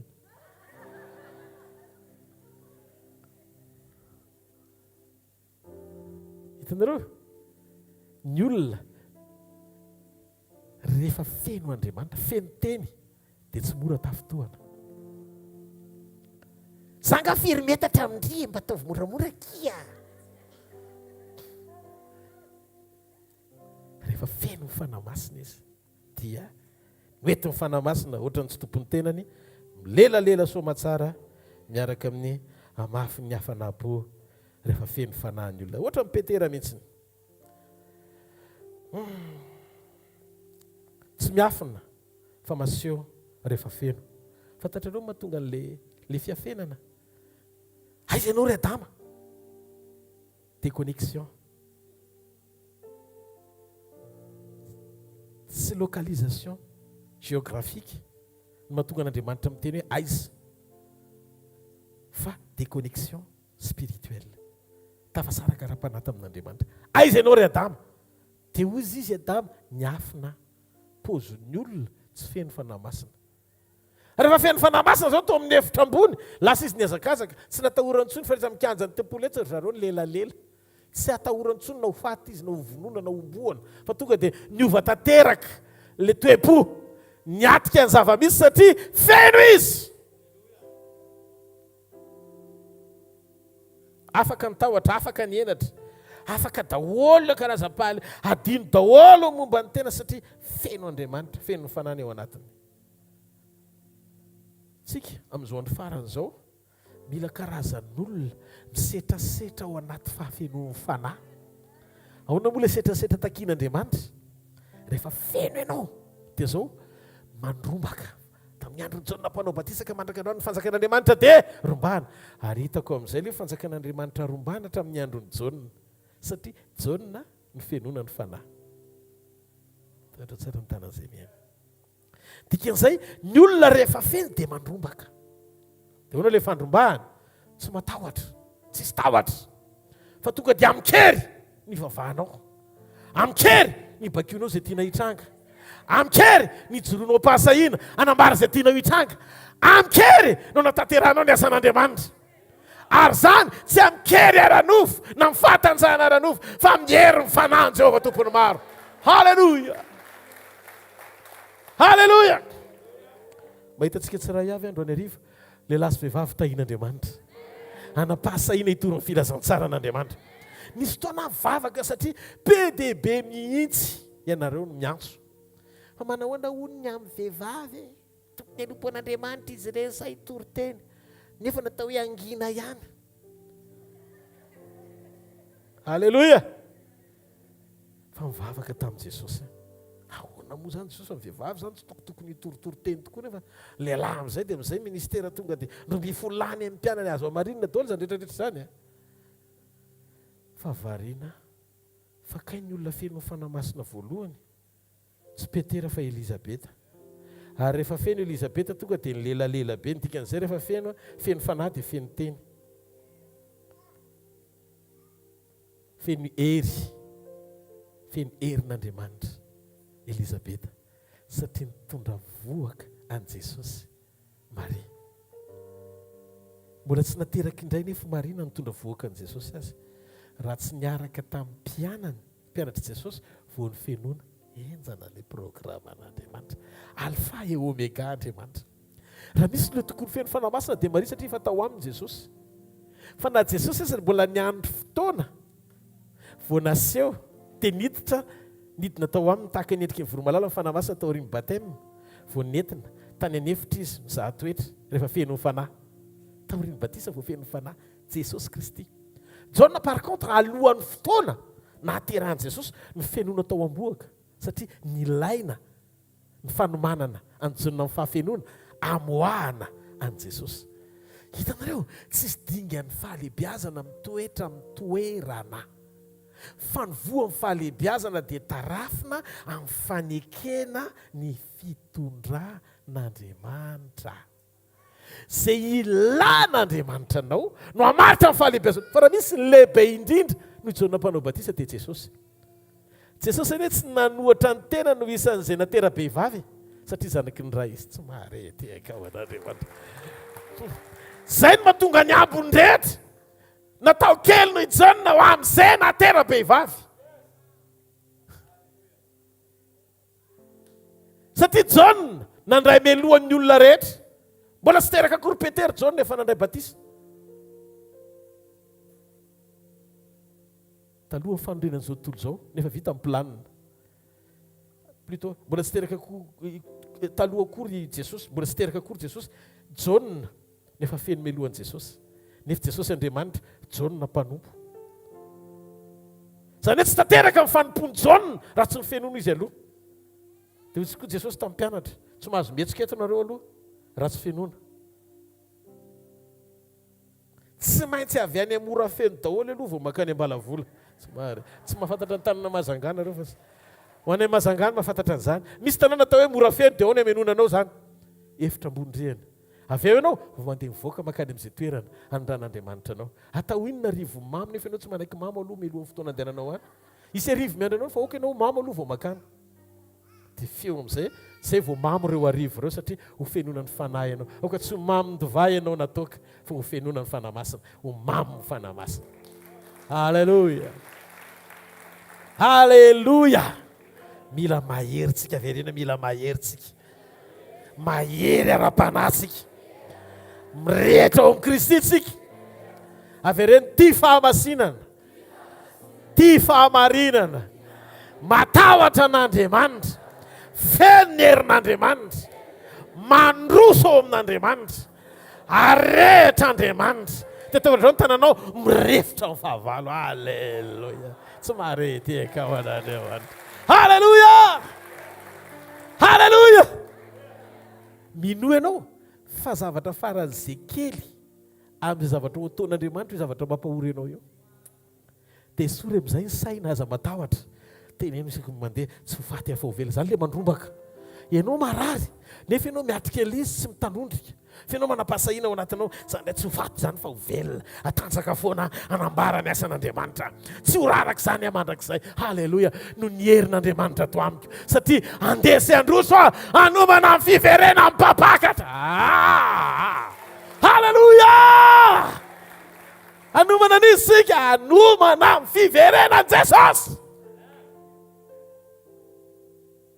tsy ataontsika asa mahazatra zany tsy ataontsika asa mahazatra fa ataontsika amin'ny fo sy firetana satria ampim-pisitsika eto ambonin'ny tany zany raha mba fantatrao fa ndray androany dia tsy maintsy ionitsika amin'i Jesosy ary zany fotoana zany tsy hoe fotoana anganongano fa fotoana tsy maintsy ho avy ary io fotoana io nanomboka tamin'ny andro Pentecoste hozy izy ny baiboly hoe teo izy izy Petera ilay voalaza ny Jaona amin'ny andro farany ny andro tsahako ny fanahy amin'ny nofo rehetra tanteraka ilay izy tafiditra tamin'ny andro farany tsika nanomboka 2023 lasa zay tamin'izay zany nefa manisa andro ny olona hoe roviana ny verina Jesosy so vanim-potoana iainantsika izao tsy vanim-potoana hoe andro farany tsony fa akatoko ny famaranana zany hoe mandrositsika mijery ireo famantarana ny razam-bentsika tany aloha tsy sy mahafantatra kasibosy zany raha mifanena amintsika zany zao re olona taloha fa sepitra amin'io fa sory fa rehefa tahorinan'ny Covid-19 dia manao amin'izay ny olona dia rehefa mahitanao manao kasibosy ny olona dia normal satria miaro ianao amina mikroba avy any ivelany zay ny zavatra misy amin'izao andro farany zao varina ianao hoe misy gera ony misy gera mbola ohatrany ahoana ary zany gery zany amin'izao makanesa fotsiny dia mipetra any any Ukraine mandritry ny herinandro dia ho hitanao hoe eny le misilina fa mandeha fa misy mitifitra dia nany fa aza midonaka be zao dia totonany eo mihainao tsara vienareo dia ho hitanao marina fa misy firenena tokoa mitsangana mely firenena fanjakana mitsangana mely fanjakana dia rehefa hitanao hoe misy famantarana amin'izao ny olona ho tia vola ho tia tena mpandoka tena mpiavonavina mpanontolo fo tazany fotsiny reny dia manamboatra fiainana fefakaiky ao anatin'ilay famantarana hita maso mba mpamantatra fa raha vao tsy mpamantatra ianao dia milatsaka ho isan'ny olona tarafin'ny hafa mijoro ho famantarana hijoroany hoe tena reny ara miverindalina jereo ny zavatra mitranga tena efa kaiky Jesosy fa aloha hiomana tsara manomantsika ny fiverenan'i Jesosy ary za mino fa tsika reto tsisy ho tafajanona na ray aza fikirina amin'ny fomba isehoan'Andriamanitra hoe mahagaga ny fanompotsika aza fikirina amin'le hoe raha tsy mikasika amin'ny fiainako izy dia tsy hanompo azy tia mba ilaiko reny rehetrarehetra reny pitso-pitso-piaina pahadalàna kely daholo mandavo ny finoatsika tsy hijoro amin'Andriamanitra miovonahitra foana izy na mety ny atao na tsy mety ny atao miovonahitra foana izy na marary ianao na salama ianao aza vela akasika mihitsy ny fiankofanao sy ny fideranao an'Andriamanitra sy zavatra mety sy tsy mety mitrangy eo amin'ny fiainanao mijoro tsara dia miatrehan'andriamanitra teo omeo voninahitra andriamanitra fa amin'ny fihefarany io lasa vavolombelona tsy takatry ny saina oatra ny tany amin'ny dezera. Halleloja. Falebiazan'andriamanitra ne tsy apetraka andriamanitra ao amin'ny salon e, fa fenin'andriamanitra ny ampiandrasan'ondry. Zay mahatonga David tsy maintsy any ampiandrasan'ondry fa tsy tao an-trano nahitany Samuel azy. Andriamanitra mitady olona tia mandeha mitsangatsangana any amin'ny dezera, fa tsy olona matahotra dezera fa mivavaka mba ao anaty confort foana. Mihaino ve nareo?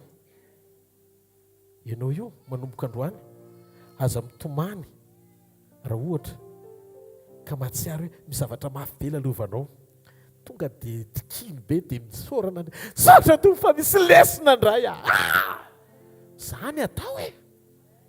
Fangaro zareo nahita famatsiana mana raha be dia be episerie tany anefitra.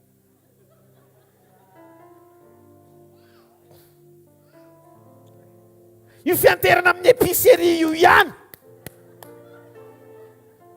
Ny ianao vao miakatra vidiny entana PPN na ny mampipenipena. Zao hoe ny hafa afaka misitraka amin'ny fomba tsy takatry ny saina fa mame voninahitra n'Andriamanitra fotsiny. Misy dezera lovana indray zao tompo, misaotra tompo, tsy ampindray le ato e. Misy an'izao halleloja any amin'ny voninahitra indray Andriamanitra. Misy zavatra tian'Andriamanitra tenenina indray ao anatin'izao. Halleloja. Faly ianao ravoravo ianao mame voninahitra n'Andriamanitra ianao satria fantatrao fa tsy lavitra izy. Ny aizina tsy midika hoe tsy eo Andriamanitra, fa miandry azy teny fotsiny hoe misy mazava dia miova ny zavatra rehetra. Raha pitso ampianatra antsika ao anatin'ny école-ny communion hoe inona ilay dingana manaraka isehoan'Andriamanitra ao amin'ny teny ao anaty communion. Topika raha pitso izay samy ho tain'Andriamanitra tsika rehetra. Tiafa mafeo ny tompo ireo sy ny filazantsika sy ny fanamanana kely aorian'izay hiara hivavaka isika fa aza misy miala.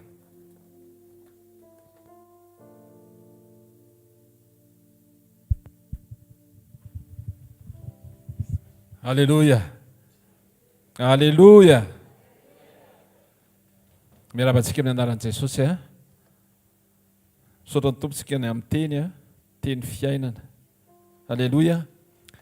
Ozy izy ny ten'Andriamanitra hoe mifankazara mitsotoa dia hiadana ianao dia ozy izy koa ny ten'Andriamanitra hoe aza vela hiala eo ambavanao ty boky lalàny ty. Misatra miverimberina tian'Andriamanitra iainantsika foana, indrindra ihany koa misy tenin'Andriamanitra tian'Andriamanitra horentsika, misy fanatrehan'Andriamanitra tian'Andriamanitra hiverimberina amin'ny fiainantsika, ho présent foana amin'ny fiainantsika. Dia zay mahatonga antsika mbola manentana foana eto hoe efa fantatrao zao fa tsy maintsy ho teneniko indray raha pitso amin'ny latsinainy fa averika an'ilay izy. Alléluia. Satria tsy hoe ianao manadiny fa ampatsahivon'ny tompo, ampatsahivon'ny fanamasintsika mba hifankazatra amin'ny tsotoa, mba ho tia fanatrehan'Andriamanitra. Ozy izy ny ten'Andriamanitra eo amin'ny fahavokisam-pifaliana ozy izy eo amin'ny fanatrehany ninona mety mitranga afaka ny faly foana ianao satria miaraka amin'ny tompo. Amen. Ka raha pitso ary raha fotoana fandraisana amin'ny fito eto dia tonga avy eto indray tsika. Efa nisy nitenen'ny mpanompon'Andriamanitra teo inona ny zavatra omen'ny tompo antsika indray raha pitso dia aoka ianao entanentana mandra-pahatonga ny raha pitso hoe andrayindray zany. Andrayindray zany raha pitso sady andray teny no andray fanasan'ny tompo tsika raha pitso. Dia entanina foana satria misy ny croisade amin'ny 1er sy 2 avril ho avy zao dia dikan'izay raha ho an'ny raha pitso dia efa lazaina teny zao fa ny sampana tsirairay avy manomana an'izany croisade zany dia mijanona aorian'ny fotoana raha pitso. Mijanona aorian'ny fotoana raha pitso. Ny amin'ny herinandro moa mazava ho azy zany fa tsy miova amin'ny fotoanantsika latsinainy sekolim-panasitrana na talata sekolim-pamahana olana na larobia sekolin'ny tokantrano sy fitahin'Andriamanitra. Dia ny amin'ny zoma eto ihany amin'ny efatrora azadino izay fotoana rehetrarehetra izay manomboka amin'ny fitoraka hatramin'ny valora sasany ny fotoana etsy amin'ny shoprite etsy amin'ny super u 2e étage analakely le latsinainy talata ary larobia. Croisade efa niresana tamintsika teo mila mitondra mambavaka tsika aloha voalohany indrindra satria raha ohatra tsika ka mihinan-kanina isan'andro zany ohatra hoe mihinan-kanina ao an-trano ianao isan'andro dia zay ny ataontsika foana eto. Fa misy fotoana tsika mba mandeha restaurant mba mihina pizza indray na mba mihina zavatra ohatr'izany any amin'ny croisade indray tsika manao an'izay. Alleloia. Dikan'izay zany raha hita sakafo bebe hafa indray ianao ohatra ny hafa ny tsirony fa tsy hoe ratsy ny eto fa mba hafa ny tsirony dia ndao tsika hiomana any amin'ny croisade.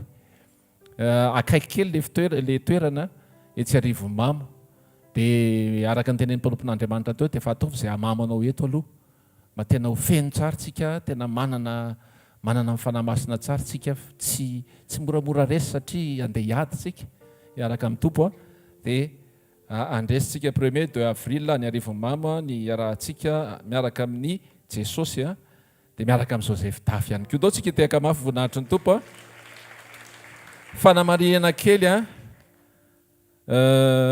nanafatra ny atao tanàna moa zany fa mba tsika moa olon'Andriamanitra tsika tena olona tsara taiza dia mba le fahadiovana zany mba tandremantsika kely ezahako tenenina palemem-panahy be mihitsy le izy hitanareo le zavatra ohatran'ny fonimponina sakafo zavatra ohatran'izany dia andao reny entintsika mody tsy ariana tsy velany azy fa entina mody dia any misy fanaripako dia any aloha dia aveo alainy commune le izy amin'ny fotoana mampety azy fa tsy arintsika ato. Alleloia. Dia indrindrandrindra isaky ny sabotsy indraindray le kapoky iny ohatrany hoe tonga dia maika avy ninany ianao dia apetrapetraka ao iny le kapoky iny na aforiporitra ao iny ento modiko iny dia any amin'izay tokony hanariana azy ariana fa zajanjanony eto. Rehefa mitsangana ihany koa tsika eny amin'ireny sezy ireny indraindray milatsaka le fontseza dia mba averintsika amin'ny laoniny satria indraindray le izy vao hitsakitsaka ao ambany ao dia potika le zavatr'olona maloto le zavatr'olona nefa tsika ihany ny iveriny hipetraka eo dia mba ajaintsika izay zavatra ohatra nangina be nareo ohatra manahirana koa le manao an'le tenue grenat satria mifangaro amin'le fontsezitsika dia tsy hita hoe ahoana na ahoana fa ay ao daolo nareo. Alleloia. ao daolo nareo zany no tsika hisaotra ny tompo zay mba rahantsika izay fanentanana faran'izay any d'accord daolo tsika grenat sy tsy grenat rehetrarehetra ndao hitsangana hisaotra ny tompo tsika. Injero aty anoloana ny tananao ary ray amin'ny anaran'i Jesosy mankasitraka tompo misaotranao zay ny amin'ny zavatra rehetra tena miara-miasa mahasotokoa ny zavatra rehetra ho anay izay tianao ary indrindrandrindra ihany koa tompo amin'izao fotoana izao dia fantatray fa manana teny foana ianao ary le teny tsy mijanona ho miara-miasa fa tena miasa tanteraka ao anatinay tsirairay avy atao velon'ny teny zay tompo androany tsy amin'ny fotoana rehetra dia mbola manamafy ihany koa zay amin'ny alalan'izao fanatitra fahafolonkarena sakrifisy tao raisy tompo raisy mba ho voninahitry ny anaranao mba akasitrao tompo zay nomenay amin'ny fofeny fitiavana dia tahio ny tsirairay avy aza vela isy ho adino na iray azy eto amin'ity toerany ity mba hijery ny isa-tokantrano anao hijery ny isam-batan'olona ianao tompo mba hitahinao ny tsirairay avy mankasitraka ray amin'ny anaran'i Jesosy amen. Alleloia. Andao tsika hitehaka mafy voninahitry ny tompo. Alleluia. Alleluia. Faly vetsika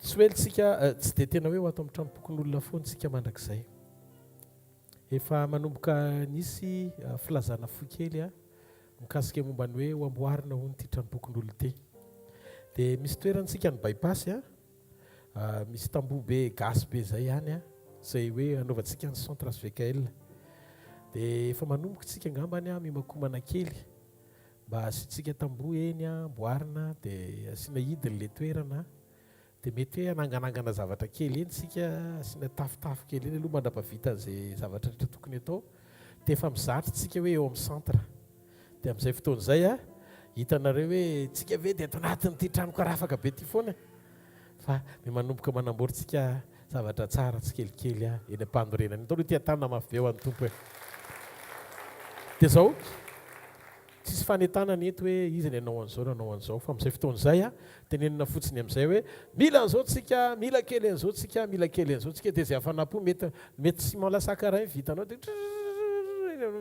apetaka ao eny dia misy mandray le izy ohatra izany zay le hoe tanana miara-mizotra ny tsika mandrapahatanteraka le izy ohatra ny nanamboarana ny ino mitepolo tamin'ny andron'ny Solomona fa nefa tsy ny tepolo akory fa mivatantsika eona amin'ny tompo fa toeram-pivoriana kosa mba nanantsika filehovana ny zava-dehibe satria ohatrany tsy dia tsara loatra ka hoe androany tsika eto dia rapitsy aizaindray ho le fivoriany aizaindray le fivoriany fa mba manana toerana manokana tokony ho tsikitsika raha resy lahatra amin'izanao dia mitiafa mafy be ho an'Andriamanitra amen alleloia zay tia an'Andriamanitra rehetra dia manao am'kalalahana tsy antery a tsisy fanerena mihitsy ny hoe tena tsy maintsy zao ny ataonao ianao raha tsy mandoha an'izao dia very tsisy menasy an'izany fiainam-pananao miombona amin'Andriamanitra ihany mety hahavery ianao raha sanatrika tsy tanteraka arak'izay tokony ho izy fa ianao tsy ho very zany mandrakizay fa za mahita fa tsika menakavy reto ho avotan'Andriamanitra daholy ary rehefa iveriny Jesosy ny amin'ny lanitra hifankahita amin'ny daholo tsika sady zany zavatra rehetra tsy nona mijanony eto daholo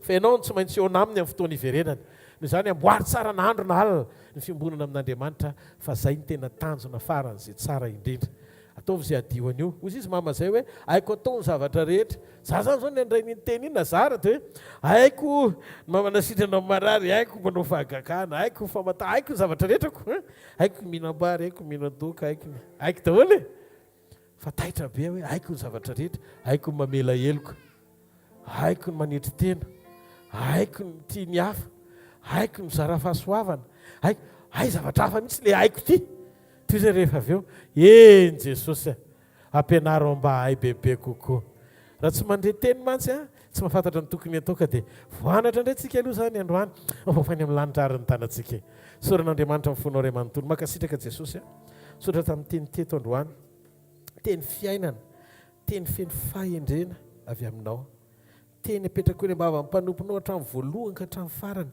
dia misy zavatra be dehibe lazainao azona iraisina iainana ijoroana foana sotra ny amin'ny tsiambaratelo amin'ny fahafenoan'ny fanahy ny amin'ny dingana tiana ho hitondrana sy andrasanao aminay melohan'ny fotoana iverenanao jaona mpanao batisa no manina anomana ny lalan'i Jehovah ny amin'ny fahatongavanao eo amin'ny ministera zay indray no manina alohan'ny fotoana iverenanao apakatra anay fiangonana ho any aminao noho izany Andriamanitra amin'ny mahiraka anay dia hiraka tokony atsilo zay ana fahatsoloana mandrakariva tsy toy ny dimy endry tsy toy ny dimy adala fa dimy endry zay tena hoe manana fandinihan-teny isan'andro manana fandrosoana isan'andro tsy ho avenjivenjy ny zavatra hita maso ka sanatria ho lava ao anatin'ny fahotana sy ny fakapanahy maro samihafa vokatry ny firehaky ny nofo sy ny filanjo ny fiainan'izao fa olona tena ametraka sy ampangina ny nofo fa hampanjaka ny sitraponao kosa amin'ny fotoana rehetra ndreto izay Andriamanitra mino fa renao vavaka teto androany ary fantatra efa namaly anay ianao nizaniza tonga eto androany maraina androany hariva ka narary ianao misy zavatra tsy mety any anatin'ny tena inoko Andriamanitra androany fa hikasiky ny fiainanao amin'ny fomba tsy takatry ny saina izy ozy izy ny ten'Andriamanitra maniry efa tahaky ny tahina amin'ny fiainam-pananao koa ny hitahinanao amin'ny zavatra rehetra noho izany ny fiainanao rehetra tsara fetohana rehefa tsara fiombonana amin'Andriamanitra amin'ny fiainam-pananao mandana ary ry olona voavela heloka fa ny tompo ombanao mandana ry olona voavela heloka fa ny tompo hitsangana sy hijoro amin'ny fahasari-piaro hiadiny adinao tsy rery ianao naiza na izy hijoronao fa ny amin'izay toerana hijoronao dia iseho amin'izay toeran'izay mifanapahan'Andriamanitra mahitanao ale fananan'Andriamanitra feno voninahitra hitoeran'ny fahasarotam-piariny noho izany zay tsy vitanao mangataka azy no efa neofain'Andriamanitra sahady zay vavolombelona reny sofinao teto androany dia natao homary eo amin'ny fiainanao ihany koa mandana fa reo vokatra rehetra amin'ny manaraka raha nikasika ny hafa Andriamanitra hikasika ny fiainanao ihany koa Andriamanitra satria tianao izy maminy ianao tena tiany loatra ianao dia manana antoka fa Andriamanitra tsy hafoiny zanan'izany mandrakizay mahita ny fon'Andriamanitra honenanao mahita azy a hikasika ianao amin'ny famondram-po mahita azy a hiaranao ny amin'izay rehetra lianao dia mandehana ary amin'ny anaran'i Jesosy ry olo masin'Andriamanitra fa ny tompo hijoro amin'ny fahatokiana hiaro anao naizanaiza lianao tsisy fakapanahan-davo anao tsony zany tsisy asan'ny devoly mila lalana anao any amin'ny faratsiny zany raha neny ny trompetra tsisy an'izay natory ianao fa isan'ny fosy miandrandra hifankahita amin'i Jesosy sady andre ny trompetrany ho an'ilay mitoetra misy izay fiandriana mandrakizay neny voninahitra zay fazatra amin'ny taloha indrindra ankehitriny ary mandrakizay mandre atao fa misy olona sitranon'Andriamanitra androany hariva mandehana mody a dia miverenana ianao raha-pitso maraina dia tsy ho pastery sandratra dia mivoninahitra Andriamanitra amen tsy olona nanasitrana anao fa Andriamanitra vavolombelonao mantsy hampaherin'ny hafa ary efa mijoro ianao dia misy hafa tonga dia velona amin'ny fanantenana hoe wao zaka ilay ny tenen'ny pastera Omaly amen rehefa misy zavatra mitrango oatra zay dia omen'andriamanitra fahatsapana fa tsy afaka mangina amin'ny vavako amen dia tsy maintsy teneniko le izy hoe eto le olona dia raha pitso mivereny ianao a mame voninahitra ny tompo tsofina ranonareo hitanareo ny jehovah ka iaro anareo ampamirapiratra ny tavany aminareo ny jehovah ka mindrafo aminareo anandratra ny tavany aminareo ny jehovah ka menareo fiadanana mandehana ary fa ny fahasoavan'andriamanitra ny mato izao a ary ny fahasoavan'andriamanitra ny mato izao anareo amen ndao tsika ity an-tanina mafy be ho an'andriamanitra alleluia fiadanana nye ho aminao ho fenoy ny fanay ijorosay fiadanana nye ho aminao